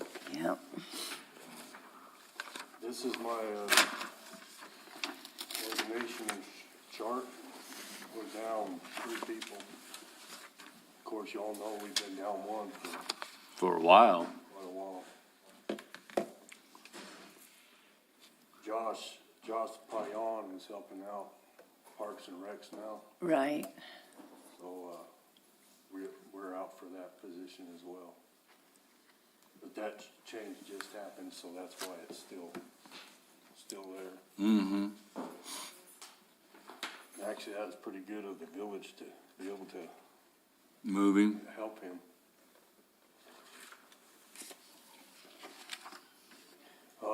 This last year, the place I always get dumpsters wasn't taking any more orders. So, we were able to, buy 100 dumpsters from an outfit I've actually used since the early 90s, and he passed away. And, Waste Systems, and, he had a lot of stock. We actually bought a bunch of cylinders and stuff from, they were closing the store. And, like the Packer cylinder for our refuse truck, we bought one of those for $5,000, they're $12,000. Wow. And, but anyhow, we bought a bunch of dumpsters. We're gonna try to go through the HGAC contract and do a bunch this year if we can. But that's an ongoing goal. That's my goal number one.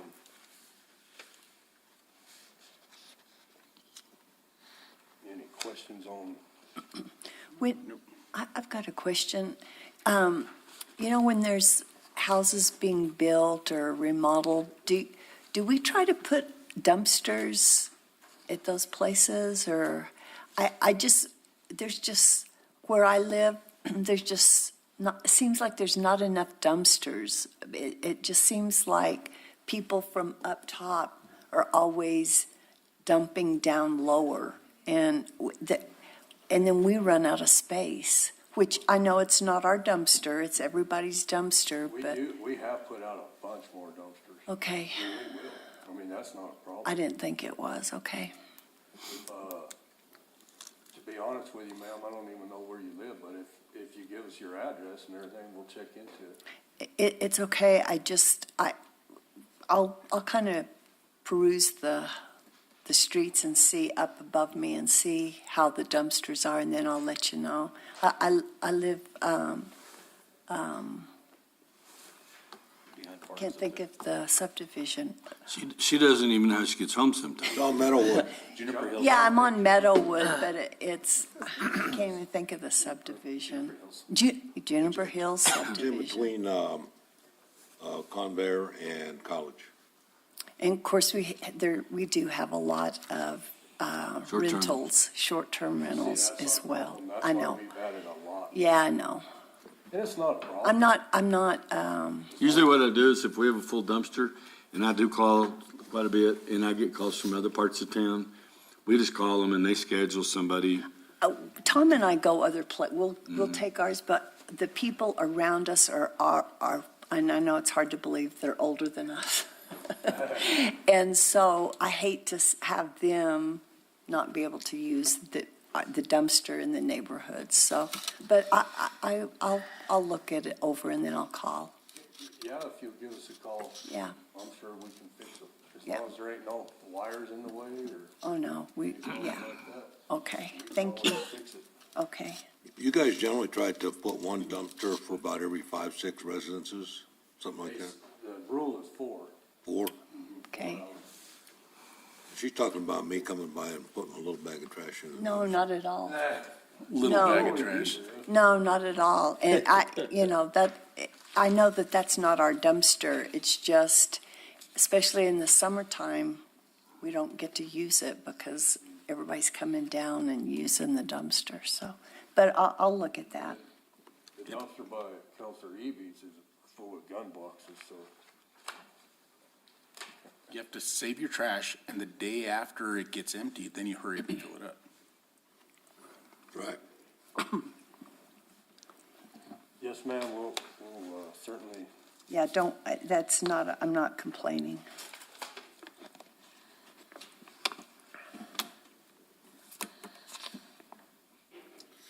So the 275,000 is what gets us 100 dumpsters, right?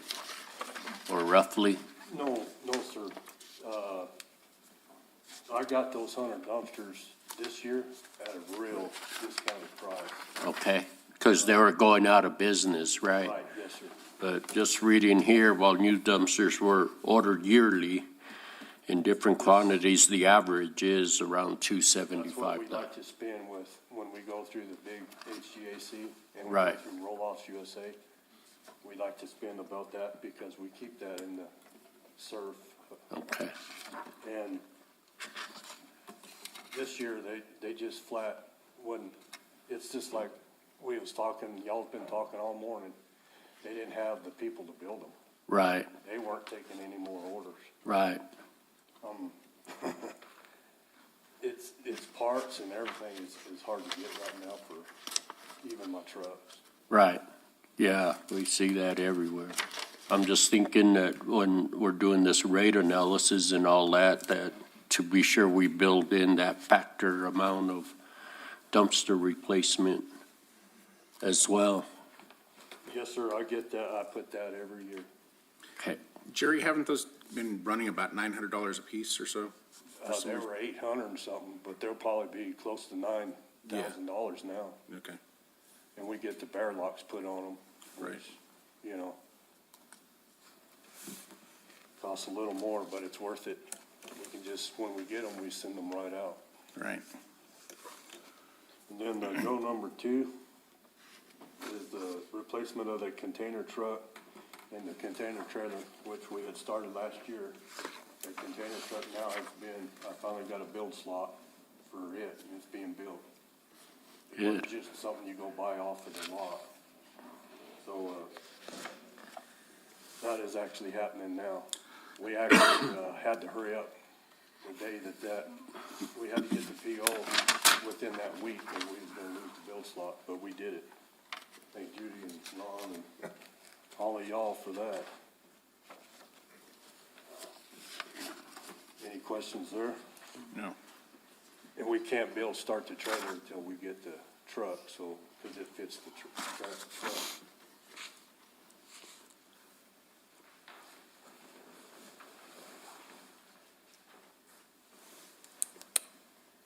And then, this year, one of our goals is to work on our transfer station. And, while we've been doing all of this, rate analysis and everything, people's been coming and looking. They were talking about some of the transfer stations in other parts, and we've, what the new, laws are and everything. But anyhow, we want to update the exhaust fans over there. And, with 2 large exhaust fans. God bless you. Trucks dump, it's just dust everywhere. Unless it's a day like today. But anyhow, it's really bad. The guys really get dusted out over there. And it gets in our heaters and all of our, it's always, we're having to, clean our filters and everything on our heaters and everything. So that's the goal. We've actually started working on that, to be honest with you.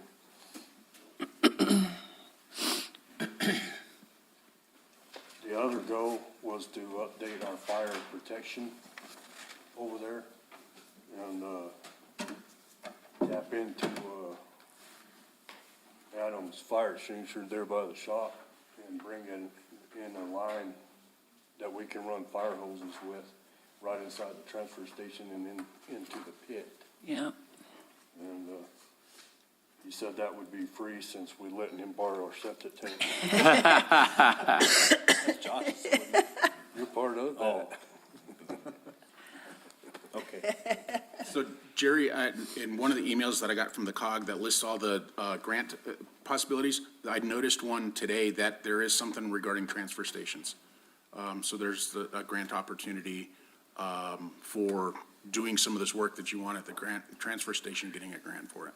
The one about the pits, There was a long list of stuff, and part of it was transfer stations, and that's it. I just scanned through it really quick. I'm always going through that, seeing different things, like there was one for the libraries, which I sent over to Diane, but there was something that caught my eye that said something about transfer stations. yes, sir, there was actually something on pits being rebuilt. We actually took advantage of that a few years No, back. this isn't about rebuilding pits. It's about upgrading and making, I don't remember the exact language, but it didn't say anything about the pit. Okay. So let me know if you see it, Ron. If not, I can pull up mine. Solid Waste Facilities Grant Fund. Yep, that was it.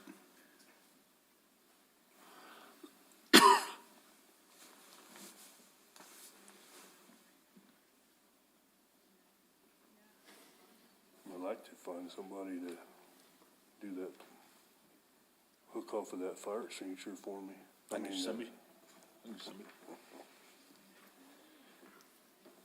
Okay, thank you for that, Counselor. Whenever we can bring outside money in, I'm all for it. Well, that transfer station, most of it was built with grants, Yeah, exactly. so. All right. And then the next one is to replace the one of the 2007 refuge truck, which has been down for quite a while. But, we actually, got a good, advantage towards that right now. I think Judy mentioned something about it when she was in here. I found one through Source Well. Do you have 2 trucks now? No, ma'am, that's the only one that we got ordered. Oh, but do you have 2 trucks running?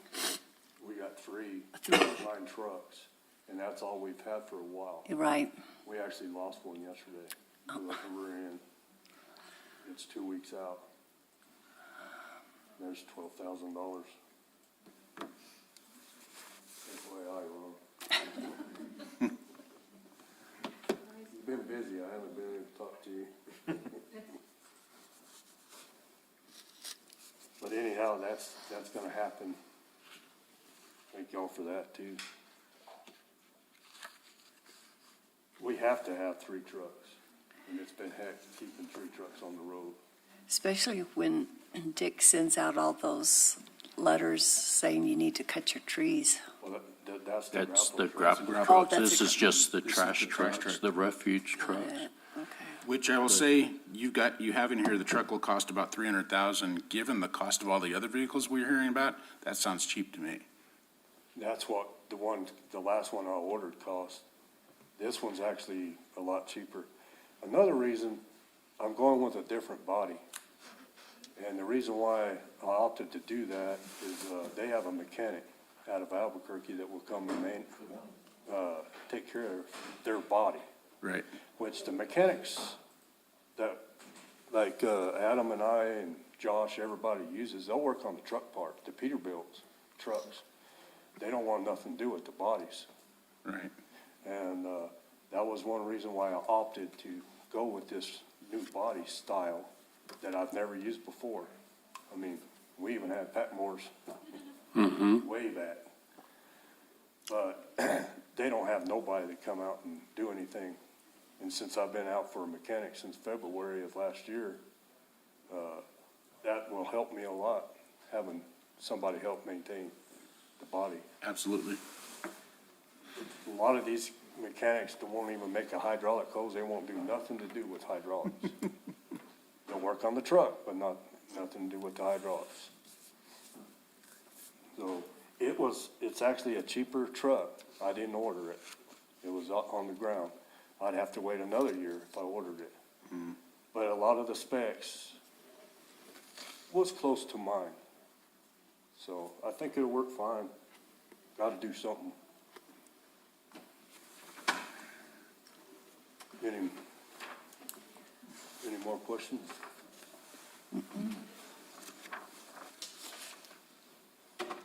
And then, of course, we always, Thank you. yes, ma'am, we always, that's an ongoing, is, the Verdosa Beautiful project. Helping T-Bone. We really appreciate it too. Thank you, Jerry. Yes, ma'am. And we're gonna be finishing up our master plan analysis and everything.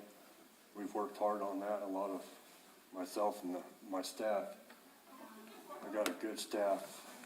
I have to always recognize my team. But, anyhow, we've worked hard to get all this stuff to them and everything. It's actually been hard, especially with what we got going. Sure. But it's almost done.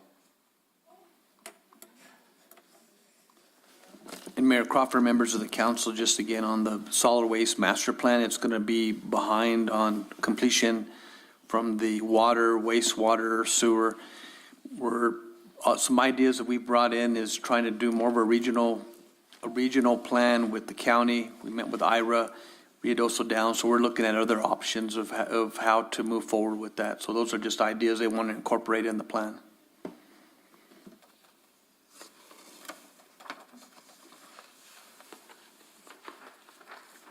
Told you it was the quickest. Actually, I think Zach had you beat by about 1 or 2 minutes. Without the Latin. He just confused you. Yes. He scared us, that's what he did. But everybody does appreciate the grapple trucks. We appreciate the refuse trucks too, picking up trash, but the grapple trucks always picking up everything on the streets. That's always a That's a very big big deal. compliment. Yeah, absolutely. We appreciate that. What have you got, 2 trucks running right now? 2 grapple trucks? Mhm. Yes, sir. You were down to 1, weren't you? To be honest with you, Let's only be honest around here. we had one down for quite a while waiting on parts. Yeah. Actually got a guy, you know, and You were gonna order the whole truck, weren't you, and use that, scrap that got one a out for whole parts? rear end. Order a whole rear end to fix one bracket, S-cam bracket on the back that we've been waiting on for almost 3 months. And I had a guy, he got them off the internet. He's been getting us parts off the internet. That our suppliers didn't take the time to find out. Rush Peterbilt didn't even have them. I mean, I used Midland, Odessa area, Peterbilt, and one in Cruces. And, well, I'm still waiting on them. I'm still got them coming. Because this happens a lot, and I'll have them for backup. That's the only thing that's kept us going is I keep so much stuff. And that keeps the street department going too. Oh, look at up there. I ain't lying. No, okay. All right, well, thank you. Yeah, Thank you, Jerry. Thank you, Jerry. Thanks, Adam. Thank you. Appreciate you guys.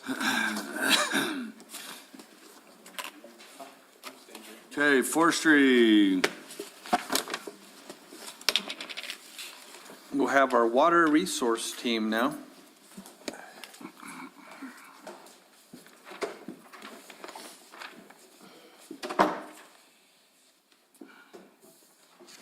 We also have Ashley that's on Zoom, so.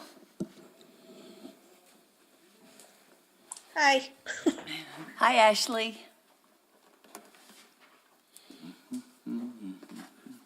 Mr. Mayor, Council, Mayor Pro Tem. We'll start out with the forestry mission statement. And our mission is to address Ruidoso's forest health challenges and to protect community values at risk from wildfire through fuels management.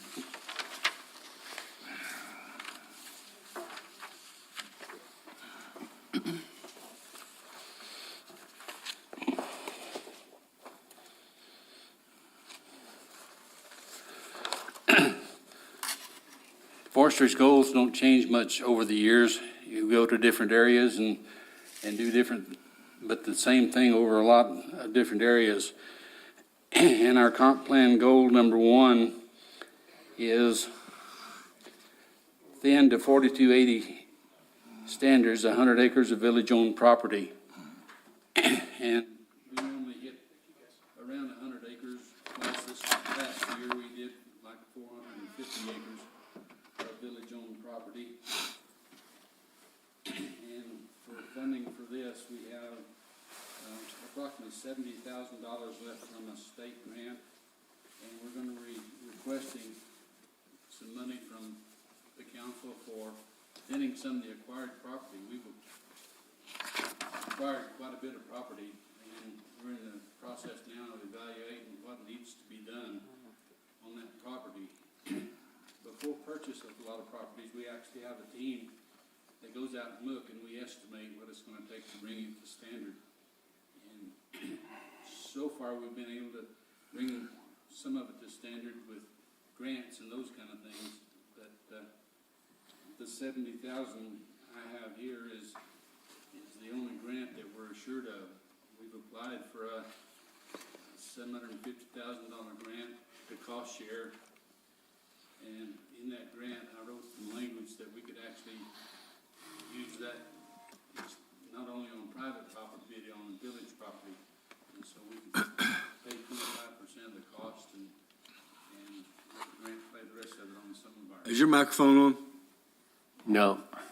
I heard, It's green? Says it's on. Okay, they hit can't, it again, though. the people are telling me they can't hear you. Can you hear me?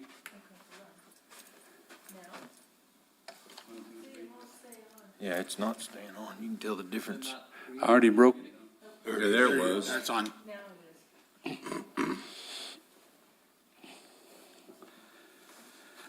And our goal, our opportunity for writing grants is this spring. And so there's a possibility I'll write grants for write grants for several different proposals for thin-end village property. And of course, we won't know until probably next spring whether we get them or not, but we'll put in for probably 3 or 4 different grants for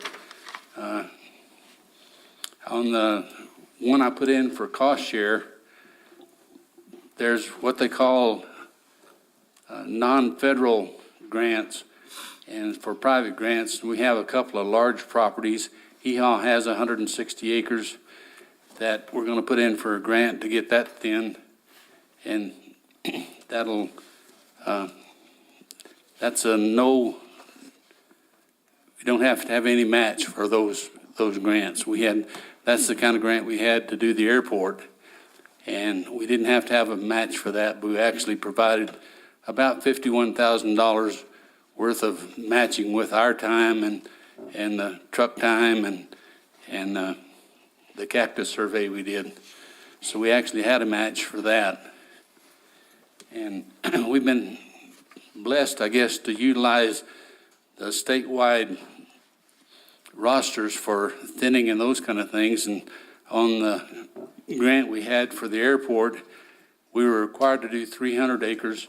And through our negotiation with the state contractor, we were able to get 375 acres done with the same amount of money that we were allocated. So we expanded that a little bit. Some of the other things that you might not be aware of, that we provide support to some of the other functions here in the village. And just to give you an example, we got the ice rink here, and they needed trees for benches. And we had quite a few hazard trees in the area of the pavilion and whatever. And in our specs, we actually wrote in that they had to cut the logs, the 12 foot, which was what recreation needed. And we had them, instead of disposing of the stuff, we had them actually haul the logs to the pavilion so that we could make benches out of them. Yeah. Another example of what we do is we've had several blowdown events this year. And with some of those blowdowns, we were able to provide Eric Boyda with trees of the length he needed, which were 20 feet or so, in order to put in the fish structures that 3 rivers, or 2 rivers, I guess. But those are some of the things we do. And we also were able to, with our statewide contracts, we were able to support the workforce housing project. We went in and actually, on very short notice, really, cleared the trees that would need to be cleared for that project. And it's pretty neat that we have the contractors in this area that have been developed over the years, because in that project there were actually 3 different contractors that worked together to be able to have the equipment they needed to dig up the roots and also move the trees and those kind of things. So over the years, we've developed a number of contractors. We have about 20 now that have the equipment we need. And so without a lot of equipment for our department, we're able to do just about anything we need to do as far as forestry goes.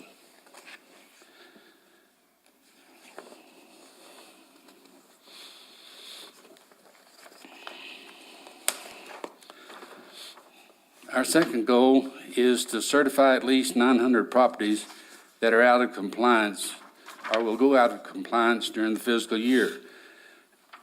whenever we started trying to switch from a subdivision to subdivision implementation to a implementation when the certificates expired, we ran into some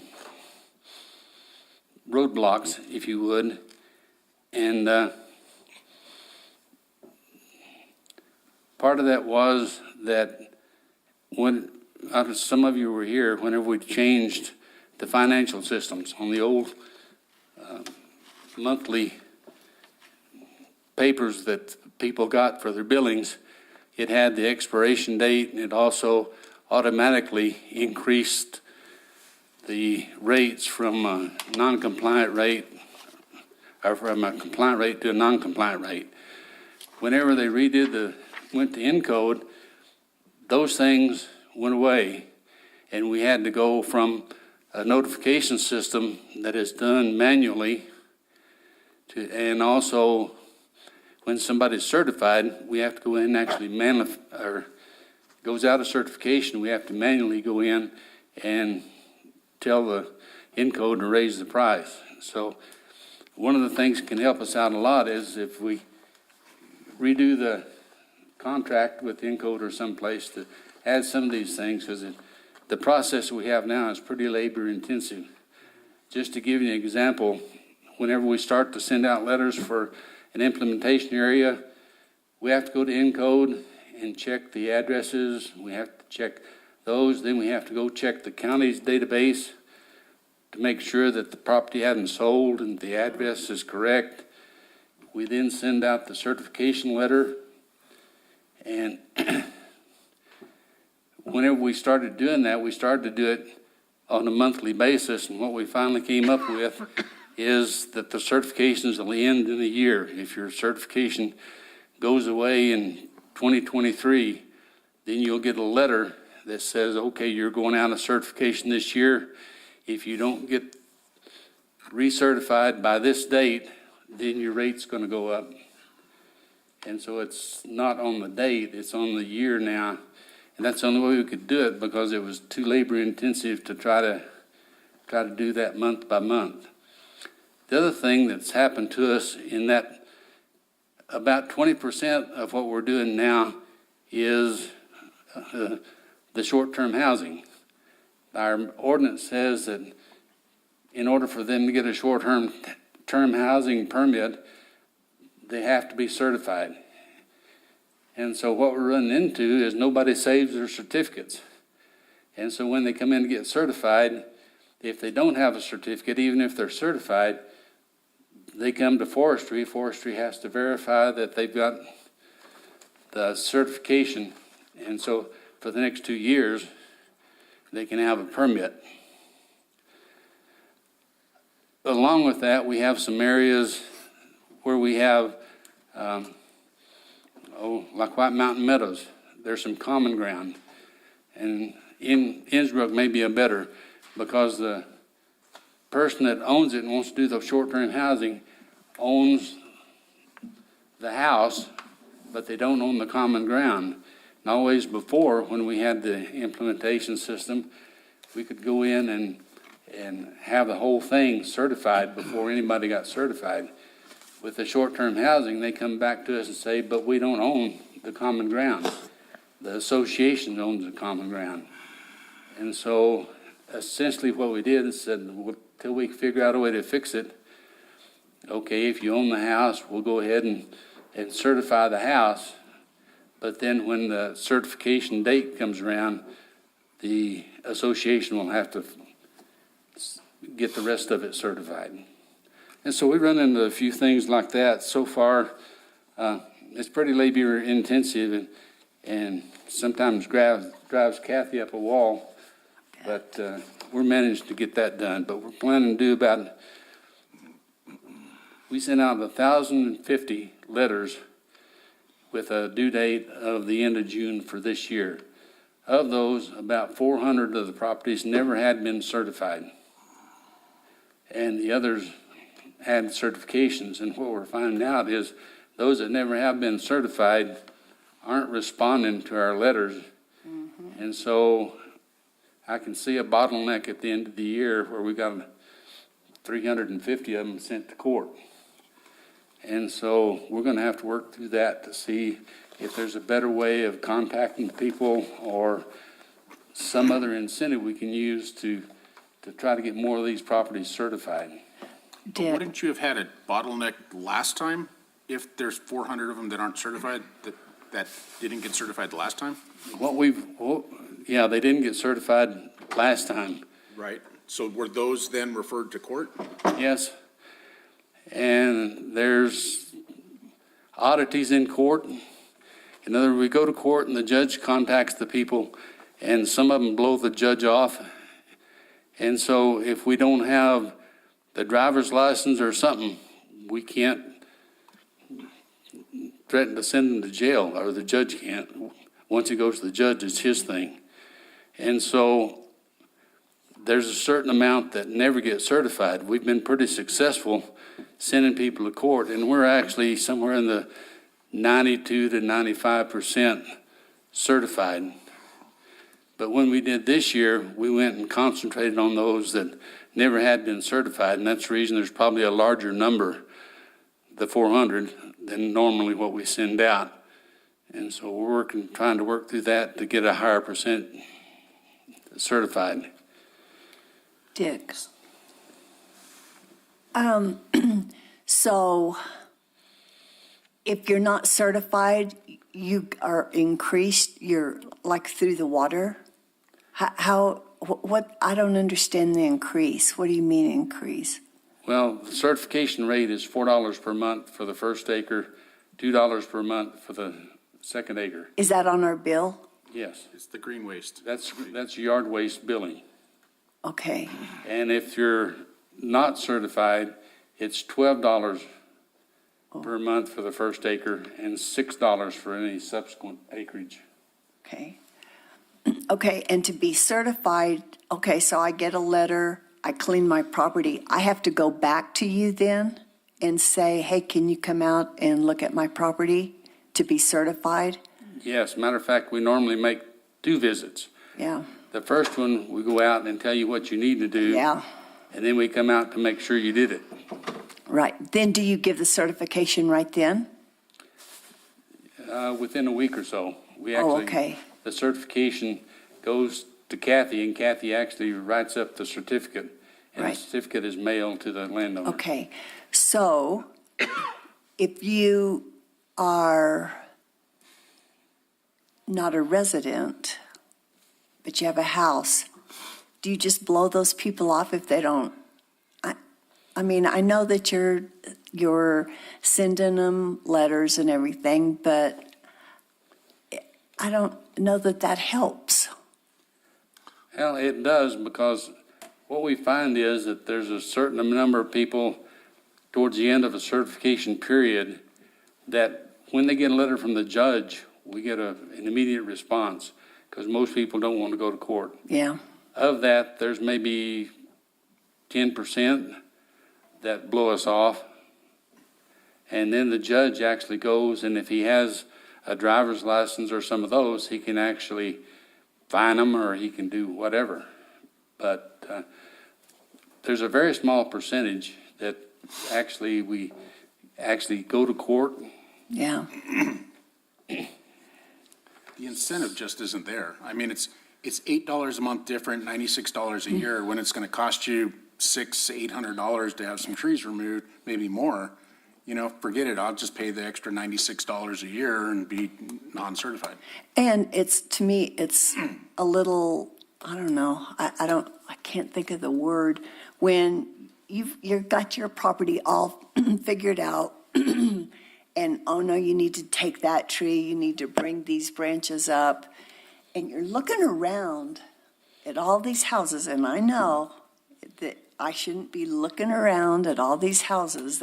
I have to take care of my own property. But it does kind of feel like I don't get it.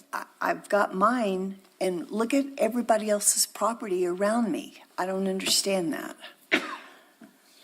Now, the intent is to get everybody certified. And when you have a 10-year certification period, if they choose not to do any maintenance within that 10 years, you're going to have the little trees grow up, and it's not going to look like it did when it was first manicured. But the statistics show that when you thin a property, it starts coming back. And within about 7 to 15 years, depending on the vegetation and stuff, it gets right back to the fire danger it was when you started. And so that's the reason you have to have it reoccurring. And 10 years was a happy medium. Right. When we went back. So Don't get me wrong, I think that it's needed, and I've loved how the grass starts growing and you get the wildflowers and all the, and your trees look better. I totally understand where you're coming from. But as a citizen, I can understand why some people go, why should I do that when my person from El Paso or from Lubbock or wherever, their trees are everywhere, and, you know, I'm having to pay all this money. So I'm just being the devil's advocate. well, I appreciate that. The truth of the matter is that whenever you drive through a neighborhood, that you get used to seeing places that are certified, and the ones that aren't certified jump out at you. Yeah. Because it doesn't fit. And so, as a broad-based brush, we're still in pretty good shape as far as our certification goes and as far as our fire danger goes. But there are some places within the village that I don't know whether we need to have a Brady we could do Canyon. clean and lean on some of them, but then we've got enough clean and leans that got junk and stuff that we haven't really pursued it with just the vegetation. Right. So, Well, I'll be the angel's advocate, and the comments I get, I'll get into compliance when the village gets into compliance. And that's where, I'll say, where are we not in compliance? Well, right there at City Hall, I had to clear 10 feet up above my ceiling or roof line, and you got trees all on the roof over there. Sure enough, I come and look. I think that was about 8 years ago, and they cut it last week. And that's where, okay, at least we're making progress. So, I mean, that's the calls where I get that, and it's not only the forest, it's the cleaning the yards. I mean, the maintenance on our properties have gone down, which I've explained that issue as well. When we started doing the watershed protection stuff or what, you know, because everybody was, man, why aren't our roads being mowed and stuff? Well, Eric convinced me that we need that tall growth. But their concern is that cigarette butt going out the window. There's the tall grass or the vehicle that's traveled 400 miles, come and park along the road, and that catalytic converter ignites that. I mean, those are just some of the comments that, hey, we got to work both ways.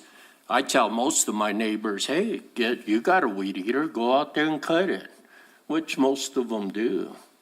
So that's going back to compliance and stuff, and I've mentioned that many times. Let's make sure we're in compliance before we start really pounding down on any of these other properties. But I agree with Tim, because I have a neighbor there has an empty lot. That was right off the bat that, no, I'm not. I'll pay the $8. It doesn't bother me.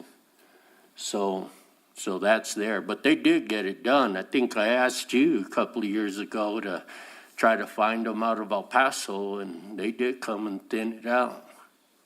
Well, what happens to the people, because I talk to the judge all the time, they before they get to court, they come in and they get into compliance. He said he's only had to do 2.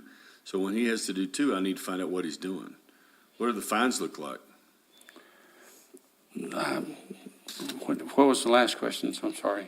The judge, because he's fining people. Yeah, so what does the fine look like? Because he said that when he finally gets a hold of them, that they come in and work the deal out to get in compliance. Now, I think that the judges can fine up to $650 a day or Well, something. that's what he said. That's where the punitive comes in. So these guys are saying, to hell with it, I'll just pay the deal. They just go to court, and then the judge slaps the crap on them, and then they get into compliance. I don't seem to have the problem. The ones that I see, that when I asked, we've sent letter after letter trying to find the right people. And then once we find the right people, they usually come around into compliance. And if they can't, then they work with them in stages to be able to get them, because some of them can't afford that last piece of property we had that we sold. I think it was $4,800 is what the cheapest bid I got to thin it. And, we finally did it. But it also, when you're selling it, if we notify somehow the realtors that that's part of the process, they get cleaned up. Yeah, the realtors could help out on that. The other thing is that the county we don't have very good communication with the county, so when a property sells or whatever, sometimes the data gets sent over to us so that we know who the new owner is, and sometimes it doesn't. And so there's some of those kind of things that come in too. It's not a perfect system. And Yeah. one thing you mentioned is that whenever we changed in 2016, I believe we changed the ordinance, and what the ordinance says now is that if you got trees close to your house, that it has to be mitigated. And so the standard before was it has to be 15 feet and whatever. Right. Research shows us that it doesn't have to be 15 feet. And so in my fire experience and what I can read now is that as long as that thing is up above or far enough away from the house, that 10 feet may be okay. And so we're not really violating our own policy. Our policy changed just to the fact that we could accommodate some of the spruce trees that are closer to houses and some of those kind of things. Matter of fact, I think the mayor was one that threw a fit about the one over at the women's club. That must have been another mayor. But that's when we changed the ordinance just to say mitigation. And so if the fire-wise mitigation standards meet, then we don't make people trim them way up, because what you find is when you go look at a fire and what's happened is that very seldom do trees around the house burn the house. Normally, it's the spark shower from low vegetation and that gets into furniture and those kind of things that burns the house, and the house burns the trees. The Swallow Fire was a good example of that, and that the trees were still there, the house burned, and then the trees were burned. And you see that in the McBride fire. Most of the houses that burned were not burned by the trees, and you can tell that by what they call the needle freeze. You can tell which way the wind's blowing and where the hot was and all those kind of things just from the way that the needles are on the trees once they burn. And so So how was the house burnt then? whenever the wind blows, you get a bunch of needles or a bunch of leaves or something in a place on the house. Okay. Whenever you have a spark shower, unless all that's cleaned out, you get in there, and so that catches on fire, and it's enough duration there that it actually catches a deck or catches something else, and that actually burns the house. And so statistics show us that the majority of the house aren't burned by the fire front. They're burned later by sparks that have landed in the wrong place and caught something next to the house on fire, and then that gets to the house with a more intense and a longer duration fire. Okay.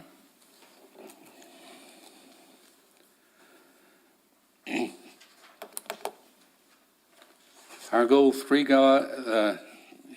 is the village has many miles of road that have brush and trees in the right-of-ways that don't meet ordinance standards for spacing and densities. And there are also some that need to be cleared because of sight distances at intersections and those kind of things. And so we've been trying to get those identified, and then when we have a slow time during the year or something, we contract those to bring the properties into compliance and also make them safer from the sight distance and the intersection and those kind of things.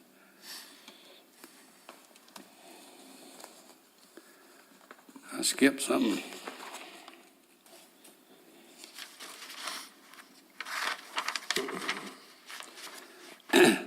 Goal number 3 was that we're educating the public, and we probably have as much contact with the individual publics as any department we have, because we go out and meet with them twice at least when they're doing their property.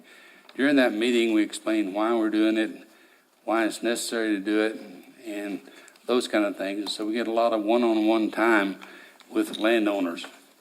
And that's probably the most effective thing we do. But we also do things like set up booths at the Home and Garden Show, and we sometimes go give talks to schools, and we give talks to the civic clubs and those kind of things. And so that's our goal, just to keep trying to educate people. And there may be some opportunities too with some of our outreach, with some of the things we're doing to get people to come here, to help the people that come here understand that we are a fire-prone community and what needs to be done for them to help us stay that way.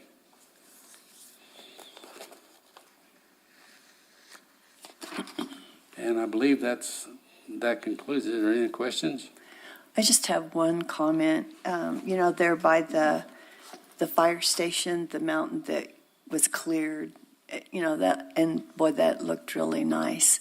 I was a little disappointed, though, that those contractors, Keep Riddle Beautiful, had 6 blue spruce that we had planted some time back, and they went in and they cut them all down so that we need to get our stuff in there. They cut every one of those blue spruce down. Yeah, and I'll take partly credit for that, because we didn't identify those. What happened was that they actually started cutting trees adjacent to that and got the slash down, and those met the criteria for being the understory that we were actually thinning. And it was a bad... Blue spruce. They're close together. They met the categories of what they were going to do to thin, and nobody came in and said, don't touch these. So they were in the plan. They fit the criteria, but we should have highlighted them. Yeah, and that was an oversight. Yeah, and I understand, and I didn't see them, and to this day I don't remember them, but they're supposed to be replanted. We've replanted, I think, 3 of them. T-Bone said he was going to get some replanted, but yeah, I couldn't remember them. Saved my life up there by that building. The process we normally have is that we identify an area that needs to be thin, and I actually go out and walk through the area and write the prescription for thinning, and then we outline it with a flagging, and normally we used to do a total mark. Our contractors are educated enough now where we can do a sample mark. Yeah. And so in that process, we try to identify things like the trees that got cut and things. In this case, we missed it. Yeah, it was just an oversight that everybody was zooming in on over how clean, and they were able to pull those trees out of there. And the steepness, I stood there that one day and watched them for 30 minutes. I never even thought about that until I got a phone call that we were cutting those, that they'd already been cut down, and how do we let that happen? And I didn't even notice them. And I know that T-Bone was going to replace, he said he had the money to replace some of them. Yeah, T-Bone replanted or transplanted some trees he had over there, and he said the water system in there, the best I could determine, there wasn't really any kind of a garden or anything those trees were in. They were just a hole, and I guess there was a drip irrigation system there. Yeah, there was. That wasn't visible above the ground, and so, like I say, it was an unfortunate Yeah. mistake, but we made it. Oh, well, Mayor, if I may. Dick, when you first started there, your presentation on this forestry, you stated that the village had acquired a tremendous amount of property, and you were starting as far as what the needs were to bring them into compliance. So just a couple questions that will lead up to the final question is that, were these properties ever been notified as far as getting certified previous to our purchasing the property, and whether they were out of compliance then? Yeah. And so let's just say the last question would be that the village purchased these properties, we have an ordinance in place that is your defensible space, which means that these properties were out of compliance when we. Well, we knew that when we bought them, Joe. That was in part of the presentation, that was part of the purchase price. Okay, well. They were out of compliance and. Okay, well, I don't recall that in any discussion. That Y'all- was just a question. Well, no, we knew they were out of compliance, like the one over at 603, and then the one down behind there, that it was part of the purchase price that they had been told they needed to thin them, but that was part of the negotiation is that we would accept them the way they were at this price to meet Okay. the what you call it, the appraisal. All right, as long as there was some sort of negotiation, because I just wasn't aware of that. So that was really just the question, was that? Yeah, any property in the village that's privately owned has been through some kind of a certification notification. And like I say, some of the larger properties haven't been thinned in the past. Most have. And so when it comes in, we actually go out and if we get the notification that you want to purchase something and we go out and take a look at it, I make an estimate as to what it's going to cost to thin it, and that's included in, I hope, the report you guys get. But, and then so far, we've been able to cover the thinning with the grants we get from the state and the watershed money we get from the state and all that kind of stuff. We've only got 70,000 left in that particular grant unless we get some from this next legislature. And so, and of course, we have an opportunity to write more grants. Yeah. The question came up earlier in this session about grant writing, and we write our own grants. And we have some people here in the village that are pretty good at writing grants. We're pretty successful at writing grants.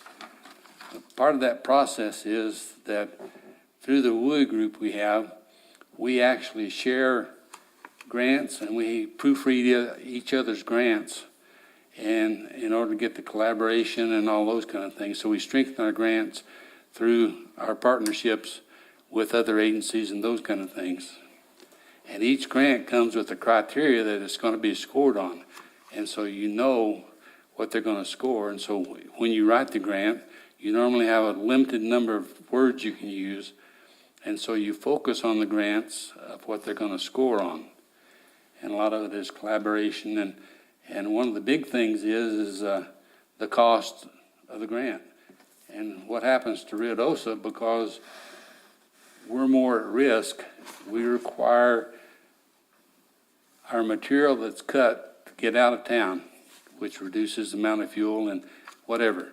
Some of the other things that we're competing with are pile and burn, which is a lot cheaper thing than driving grapple trucks and those kind of things. And so we're at a disadvantage in a lot of the grants because we require a higher standard.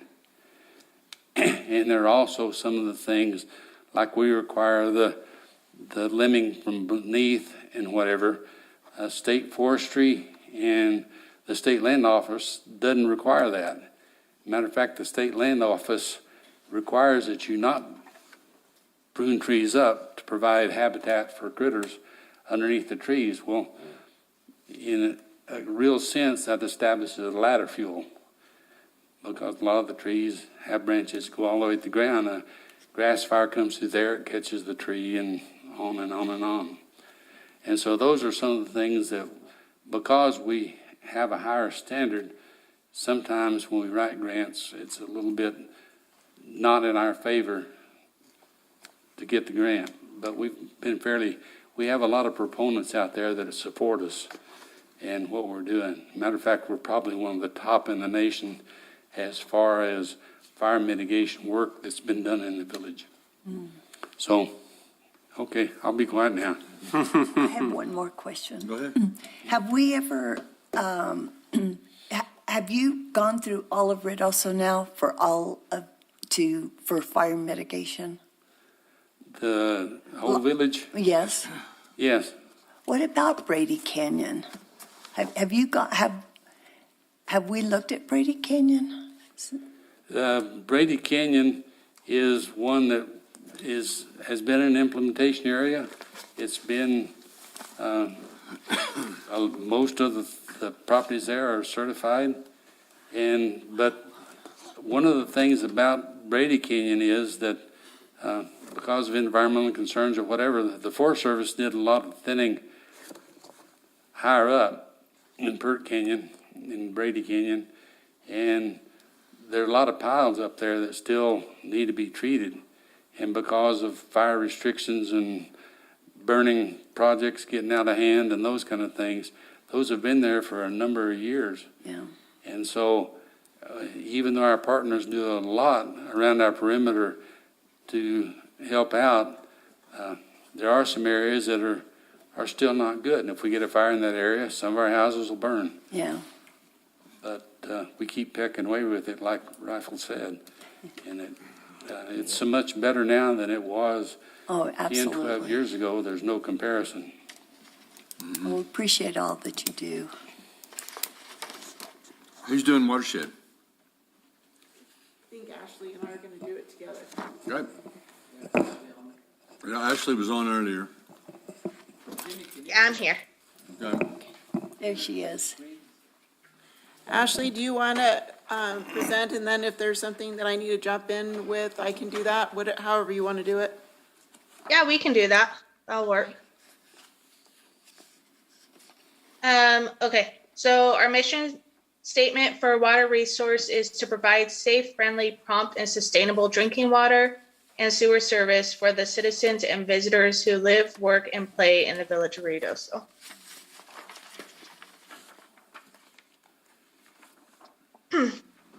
So our first goal is to implement an asset management program. This is an ongoing goal. The resources that are needed is continuing funding of the ArcGIS software, CityWorks software, Laserfish software, and expand the use of tablets throughout the village. The department must continue working with NMED to create the asset management plan, including updating the GIS geodatabase and finalizing a level service, implement CityWorks work order system in the utility with asset-driven work processes, including tracking village-owned building maintenance, improve records management on assets, utilizing Laserfish and Laserfish Connector. So in 2022, the village is continuing to update the water, sewer, and wastewater databases with assistance from the Southwest Environmental Finance Center, master planning consultants, and leak detection providers. We're also when new water or sewer line projects are in the works with the engineers, the village requires that survey GIS data be provided so that way we can update the location and information for the assets. Even though CityWorks has been picking up speed when it comes to usage, we are still needing to develop an asset management culture to make sure data is being updated with the most up-to-date information, as well as making sure work orders and inspections are being completed within the work order system. The Laserfish software has helped the village maintain our updated records and provide quick searches when looking for particular information concerning a property. However, the software is still within the beginning stages and files and data will still need to be continued to be put in. And also, like Jenny mentioned yesterday, there's a lot of functions of Laserfish that we are not using, that I think through different training, we can definitely implement, and it would help smooth processes for everybody. Ashley, So- if I can jump in Yes. here. I think part of the asset management plan that's important is that it'll help us also from a financial perspective. If we know what items that we have and how much we're spending on parts and fixing those items, that'll help also in the budgeting process. And then also on Laserfish, I think we all enter our data differently, and I think we need to work on standardizing that as well. It's hard to find things sometimes, and I think if the village as part of this process can start standardizing how we enter things into Laserfish, I think we'll be able to find them a little bit easier. And then Ashley's also been really good about providing City Works training to village employees whenever they need it. But I think if we have maybe quarterly training, that'll be helpful as well, so that people, if you're not utilizing it, you kind of forget it. So I think if it's more on the forefront, it'll be better for the employees. Yeah. Yeah, I agree, because we've been hearing that same sound from Yep. different ones. So is your microphone on? It shows it's on. It is. Okay. Sorry, Ashley, go ahead. No, you brought up a good point, definitely about the training. If people aren't using it, I have definitely noticed that if you don't use it probably shortly after training, you do lose that skill. It is a complex system, but it actually ends up being easier the more you use it. And so definitely doing those quarterly trainings, I think, would be very beneficial to make sure until departments feel comfortable using the system. So the steps needed to achieve this goal is we need to continue filing in Laserfish. I also agree with Chris on that we do need to create a standardized method of filing to help with the searching. Provide more training in work order system and Laserfish. Continue to use and improve the work order system for the staff. Looking at having field crews being able to GPS assets outside in the field and to be able to update the information. This could be beneficial during one calls as they're waiting for other utilities to show up and mark their lines. They might be able to GPS some assets while they're out in the field. And also report on level of service annually. Our next strategic plan item is to develop a watershed-based plan compliant with the EPA standards. The resources needed is to work with NMED Watershed Protection Section for support and funding, and then also possibly provide funding from the village as well. A watershed-based plan is the next step in the TMDL process. The intent is to develop an implementation plan to mitigate stream impairment from non-point sources. This process should comply with EPA standards and will allow the village to apply for Section 319 funds through the EPA to implement various stormwater management projects. Ideally, the plan would help guide the development of overlay zones, restricting types of development in areas needing protection. So in 2022, staff continued to work with NMED on this process. However, the plan was not able to be completed due to the time constraints. Due to this, the village is looking at applying for the Section 319 planning funds in order to have the watershed-based plan created in 2023. Chris and I both did submit our funding application or grant application in hopes to receive these funds so we can go out for bid to have this watershed-based plan created for us. Hey, Ash, just explain something to me on the watershed base plan, as far as TMDL loads. How does that, is it a formula, so many acres or whatever that formulates into water production that then goes into TMDLs? I'm looking at you. So how they're calculating it is NMED, the Surface Water Quality Bureau, I believe, went out and took a concentration measurement. They took a water sample. And so they have a online database showing the impaired streams within the village of Ruidoso, with the TMDLs being Okay. And that's of flagged. nutrients, of doesn't have to be pollutants, but it could be nutrients and dissolved oxygen and. Yeah, pretty much anything that might impair our waterways. Okay, so it's before it gets to the plant. Correct. What's TMDL? Total maximum daily load of Got it. the stuff that we have for Okay. permitting, but I Okay. was just trying to put it in. I got it now. Thank you. That's a great explanation. You're welcome. I've got Uh, a, Go ahead. Susan's got a Ashley, question. hi, Ashley. Hi. You know, Eric was always looking for projects to help our watershed, you know, like Grindstone and like Two Rivers. Are we going to continue to do those kinds of things? Yes. Yes. Yes, Eric left us in a good spot. He also left us with information of projects he would like to see move forward or projects that were kind of already being planned out. Okay. So both Chris and I are working with Riverbend Engineering to make sure those projects continue on. We're also working with Davina from the Surface Water Quality Bureau. Thank you. Yeah, Thanks, he Chris. left us a menu of all the different projects and where we would want to move next. What kind of funding do we need to apply for? What engineer is working on that project? And what are the next steps? So it's been really helpful. It's a good roadmap. And we've applied for a ton Yes. that we're trying to make sure that we're prepared for that if we get them. 'Cause some of Okay. them are highly likely. It also ties into the upper, the sewer system, the mitigation. You know, we had to go from 40 some down to 9, and that some of this funding will then help pick up some of the additional work that needs to be done there, so. Yes, and there was some funding that he had received from the NRCS for this type of work.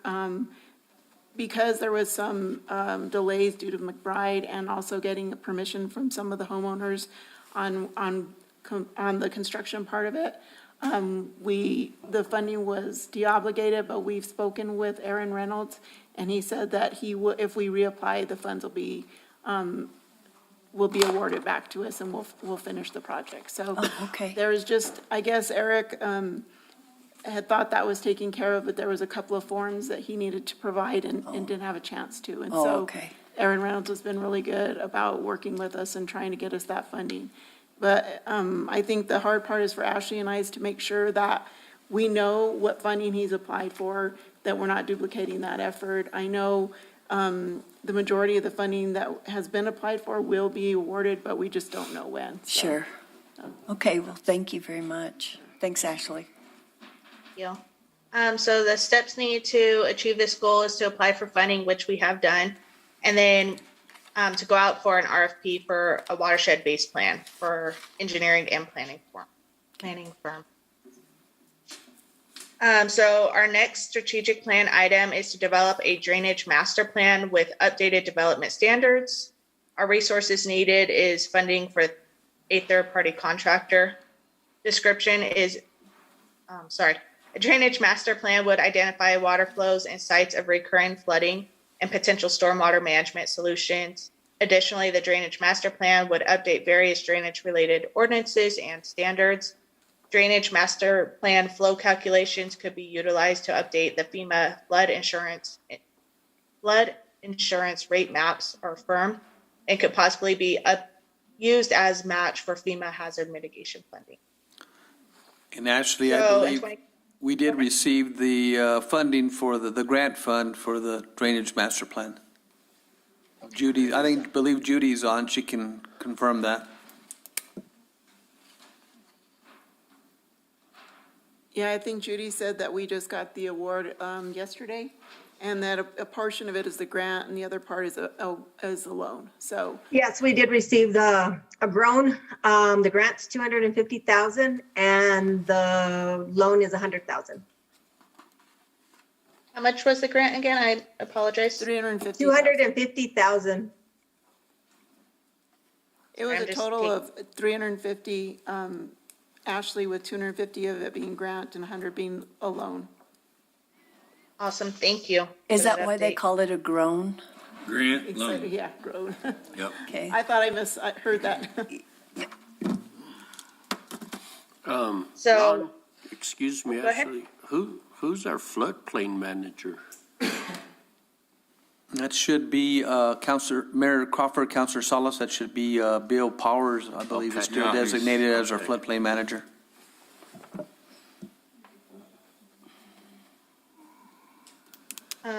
So that's awesome that we just got the funding. So we can now move on to the next steps to start the master plan. Excellent. That's good to hear. Ashley, did we have an engineer already procured for this master plan, or do we have to do an RFP for that also? Need to go out for an RFP. Okay. From my understanding, but I will double check. Or Chris, do you happen to know that? Yeah, we have to We go had out to- for bid. Okay. All right, so our fourth strategic plan item is to diversify our water source assets. Resources needed is continued SGRT funding. So we need to continue diversifying our sources of water by improving the Eagle Creek well field and repairing, rehabilitating, or replacing surface water diversion structures on Eagle Creek and the Rio Ruidoso. Explore conjunctive use strategies with underground storage and recovery as well. So in 2022, we did have a lot going on. The active construction projects were our Fall and Brown well improvements, and we started the Eagle Creek Wellfield Phase 3 process. So hopefully that project will kick off here soon, and we'll be able to complete that this year. Our active planning is the underground storage and recovery project and our Alto Reservoir improvements. Proposed projects that are in the work is the Upper Canyon Surface Diversion Rehabilitation. This was a project that was proposed for legislation authorization from the Water Trust Board project funds, and we have received 100% design for this. We have, Yes, we have received 100%. and we haven't already design for gone Upper out Canyon. and got a contractor? We're waiting for the appropriation to be approved. Is that correct, Ron? I'll have to double check on that Yeah, one I there. think it's supposed to go before the legislature. It's been recommended for approval, Mm-hmm. then they have to approve it, and then I think that's when, once we receive that approval, we'll move forward. Oh, I thought we had the funds. I thought we did too, but And usually on, Mayor Crawford, members of the council, on those types of funding through the Water Trust Board, once they have selected their project, they take it to the session, and then they do an approval on that, as we've been at the session before when they approved all the projects. And from my understanding, we should have an update on whether or not we've been approved for the funds in May or beginning of June. Because we won't be able to do anything until next fall, will we? We have a shovel-ready project, so hopefully as soon as we get the funding, we can move forward with trying to get this project built. Okay, out. I didn't know if we could do it in the summer with the flow is heavy. That's going to be a consideration, and definitely depending on what type of monsoon season we get. Okay, And Jenny, we might look on the legislative, all the bills should have one dedicated to the New Mexico, to the Water Trust Board, and see what, they'll have a list of all the entities that have approved projects that they're going to take to the legislature. Can somebody tell me what that name of this project is that we're waiting on the funding for? the Upper Canyon Surface Diversion, is that the one you're talking about, Ash? Yes, it's going to be the Upper Canyon Surface Diversion Rehabilitation Project. Thank you.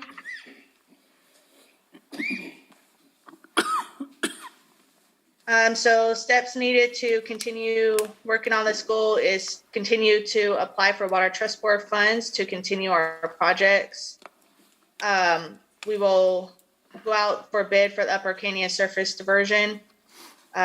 We need to repair and test pump well H 1979 S13, which is along the Eagle Creek. And also we need to go out for an RFP for professional engineers for water resource projects.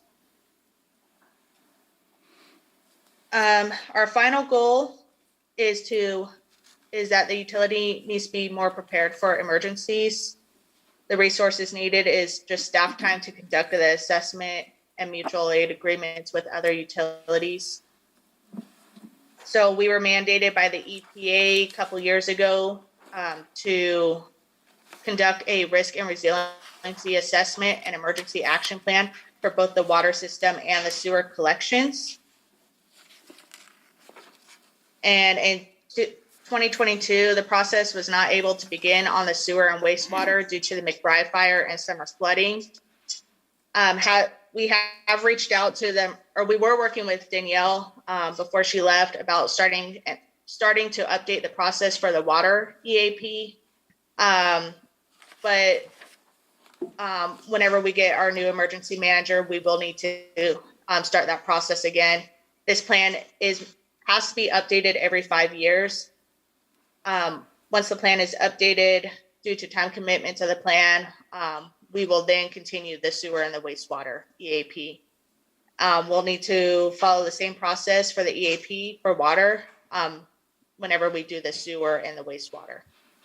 The steps needed to achieve this goal is to coordinate with the emergency manager on best times to meet to start updating the EAP, set up meeting with key stakeholders to update the EAP, begin work on sewer and wastewater EAP, update the Grindstone and Alto Dam EAP, and conduct tabletop exercises to go over these. That came out of the EAP. Ashley, where does the Winter Park diversion line that the bid was nuts on, does that fit in your scope, or where does that go? Yeah, so that was under the diversify water source assets. Yeah. Okay. Goal number 2. Alto reservoir improvements. I'm sorry, Alto what? Alto reservoir improvements. So it's under active planning. 2021. It's also under 2022. Oh, okay. All right, thank you. You're welcome. Anybody have any questions for Ashley or Chris? Ashley, I have a question for you. When's the 5-year period up for the EAP? I believe, I'll double check on that. I believe we submitted it 2 years ago. Okay. So it took us probably 2.5 years the first time around, just because we were learning everything. So we definitely need to start working on it again. The VSAT tool that they had us use is not super friendly, user friendly when putting in data, and we need to use that tool because that assesses all of our threats and risks. And so that is a process we definitely need to start back up on. Thanks, Ashley. Okay, any other questions? Harry? Your lunch just got delivered. It's noon, so let's take a break and eat it while it's hot. Ashley, are you feeling good? I am. You look good. Good luck. Hopefully we'll have a baby soon. Oh, soon? Not a couple of, is it a couple of weeks? Days. Oh, days. Hopefully by this weekend. Oh, my goodness. Well, let us know. Oh, they muted her. Oh, did they? Oh, okay. I think you might as well have lunch.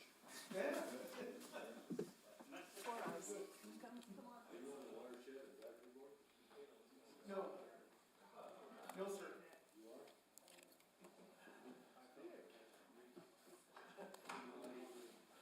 Zach, how are you doing, sir?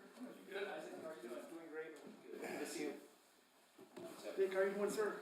I'm doing great. Good job out there.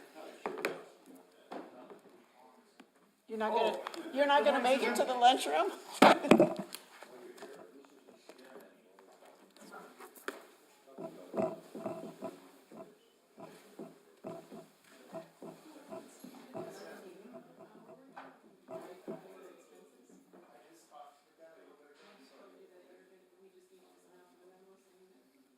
What's up?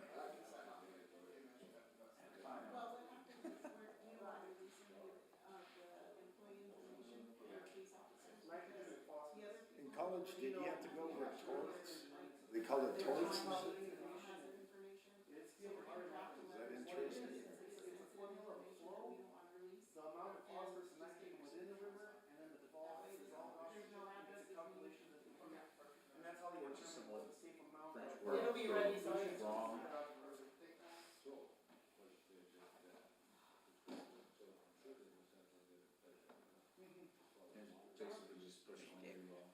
Did a good job. Poor Randy has to wait. I know. I was getting all, You got all your notes in your head? well, see, I kind of just paraphrase it. Yeah. It already.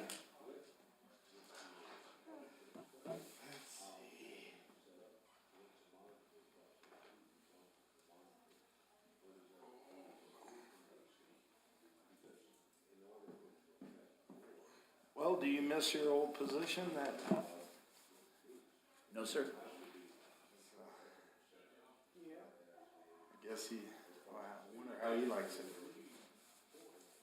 Well, I talked to him a while. Congratulate him on the win. So.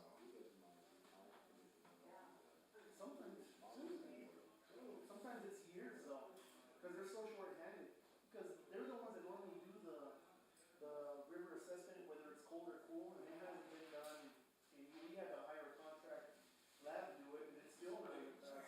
So, Huh? I'll let you guys eat. I'm a Cincinnati Bengal fan now. Thank you. I'm a Cincinnati Bengal fan now. There you go. Randy, how you doing, man? What's up there? Oh, man. How you doing there? I'll let you watch. Yeah, wearing it out. Womanizing. How's it going, man? Good, how about you? Man, the plant wants to act up on the cold. Really? Yeah, man. Tell you what, we've got ours fine-tuned to the max. What we're having problems with is blowers wanting, and it's like I tell my guys, I'm like, don't be shocked. You know, I tell them, they run good for a year or two, and then they just want to all burn out at once. The only, It's tough, because they're running up and down 365 days a year, 24/7. the only thing we run into, SCADA issues, that occur at Plant 3. Those are scary, man. Of course, you have that year period that it probably takes a whole year to get it fine-tuned. Yeah. But I tell you what, we've got it dialed in. We did a test on it last week or 2 weeks ago. 880 gallons per minute going into the plant. And that far exceeds what we've ever been able to do. What were you normally? 12, Oh, yeah. 11.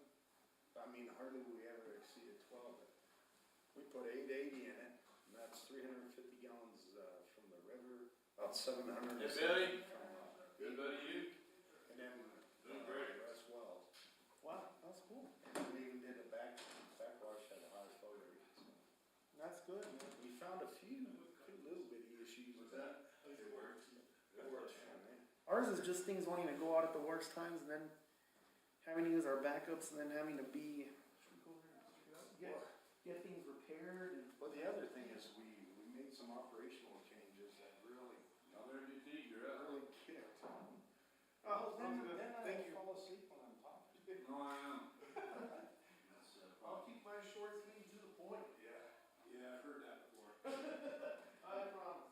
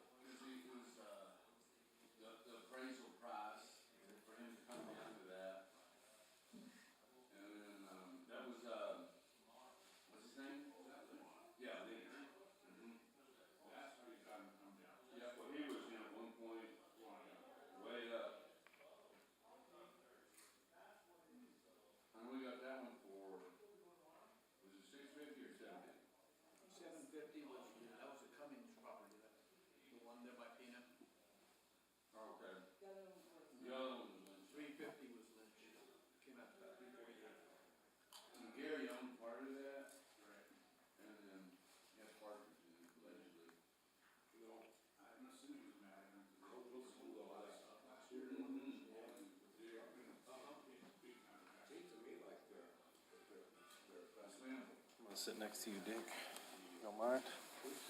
You don't bite. Not too hard.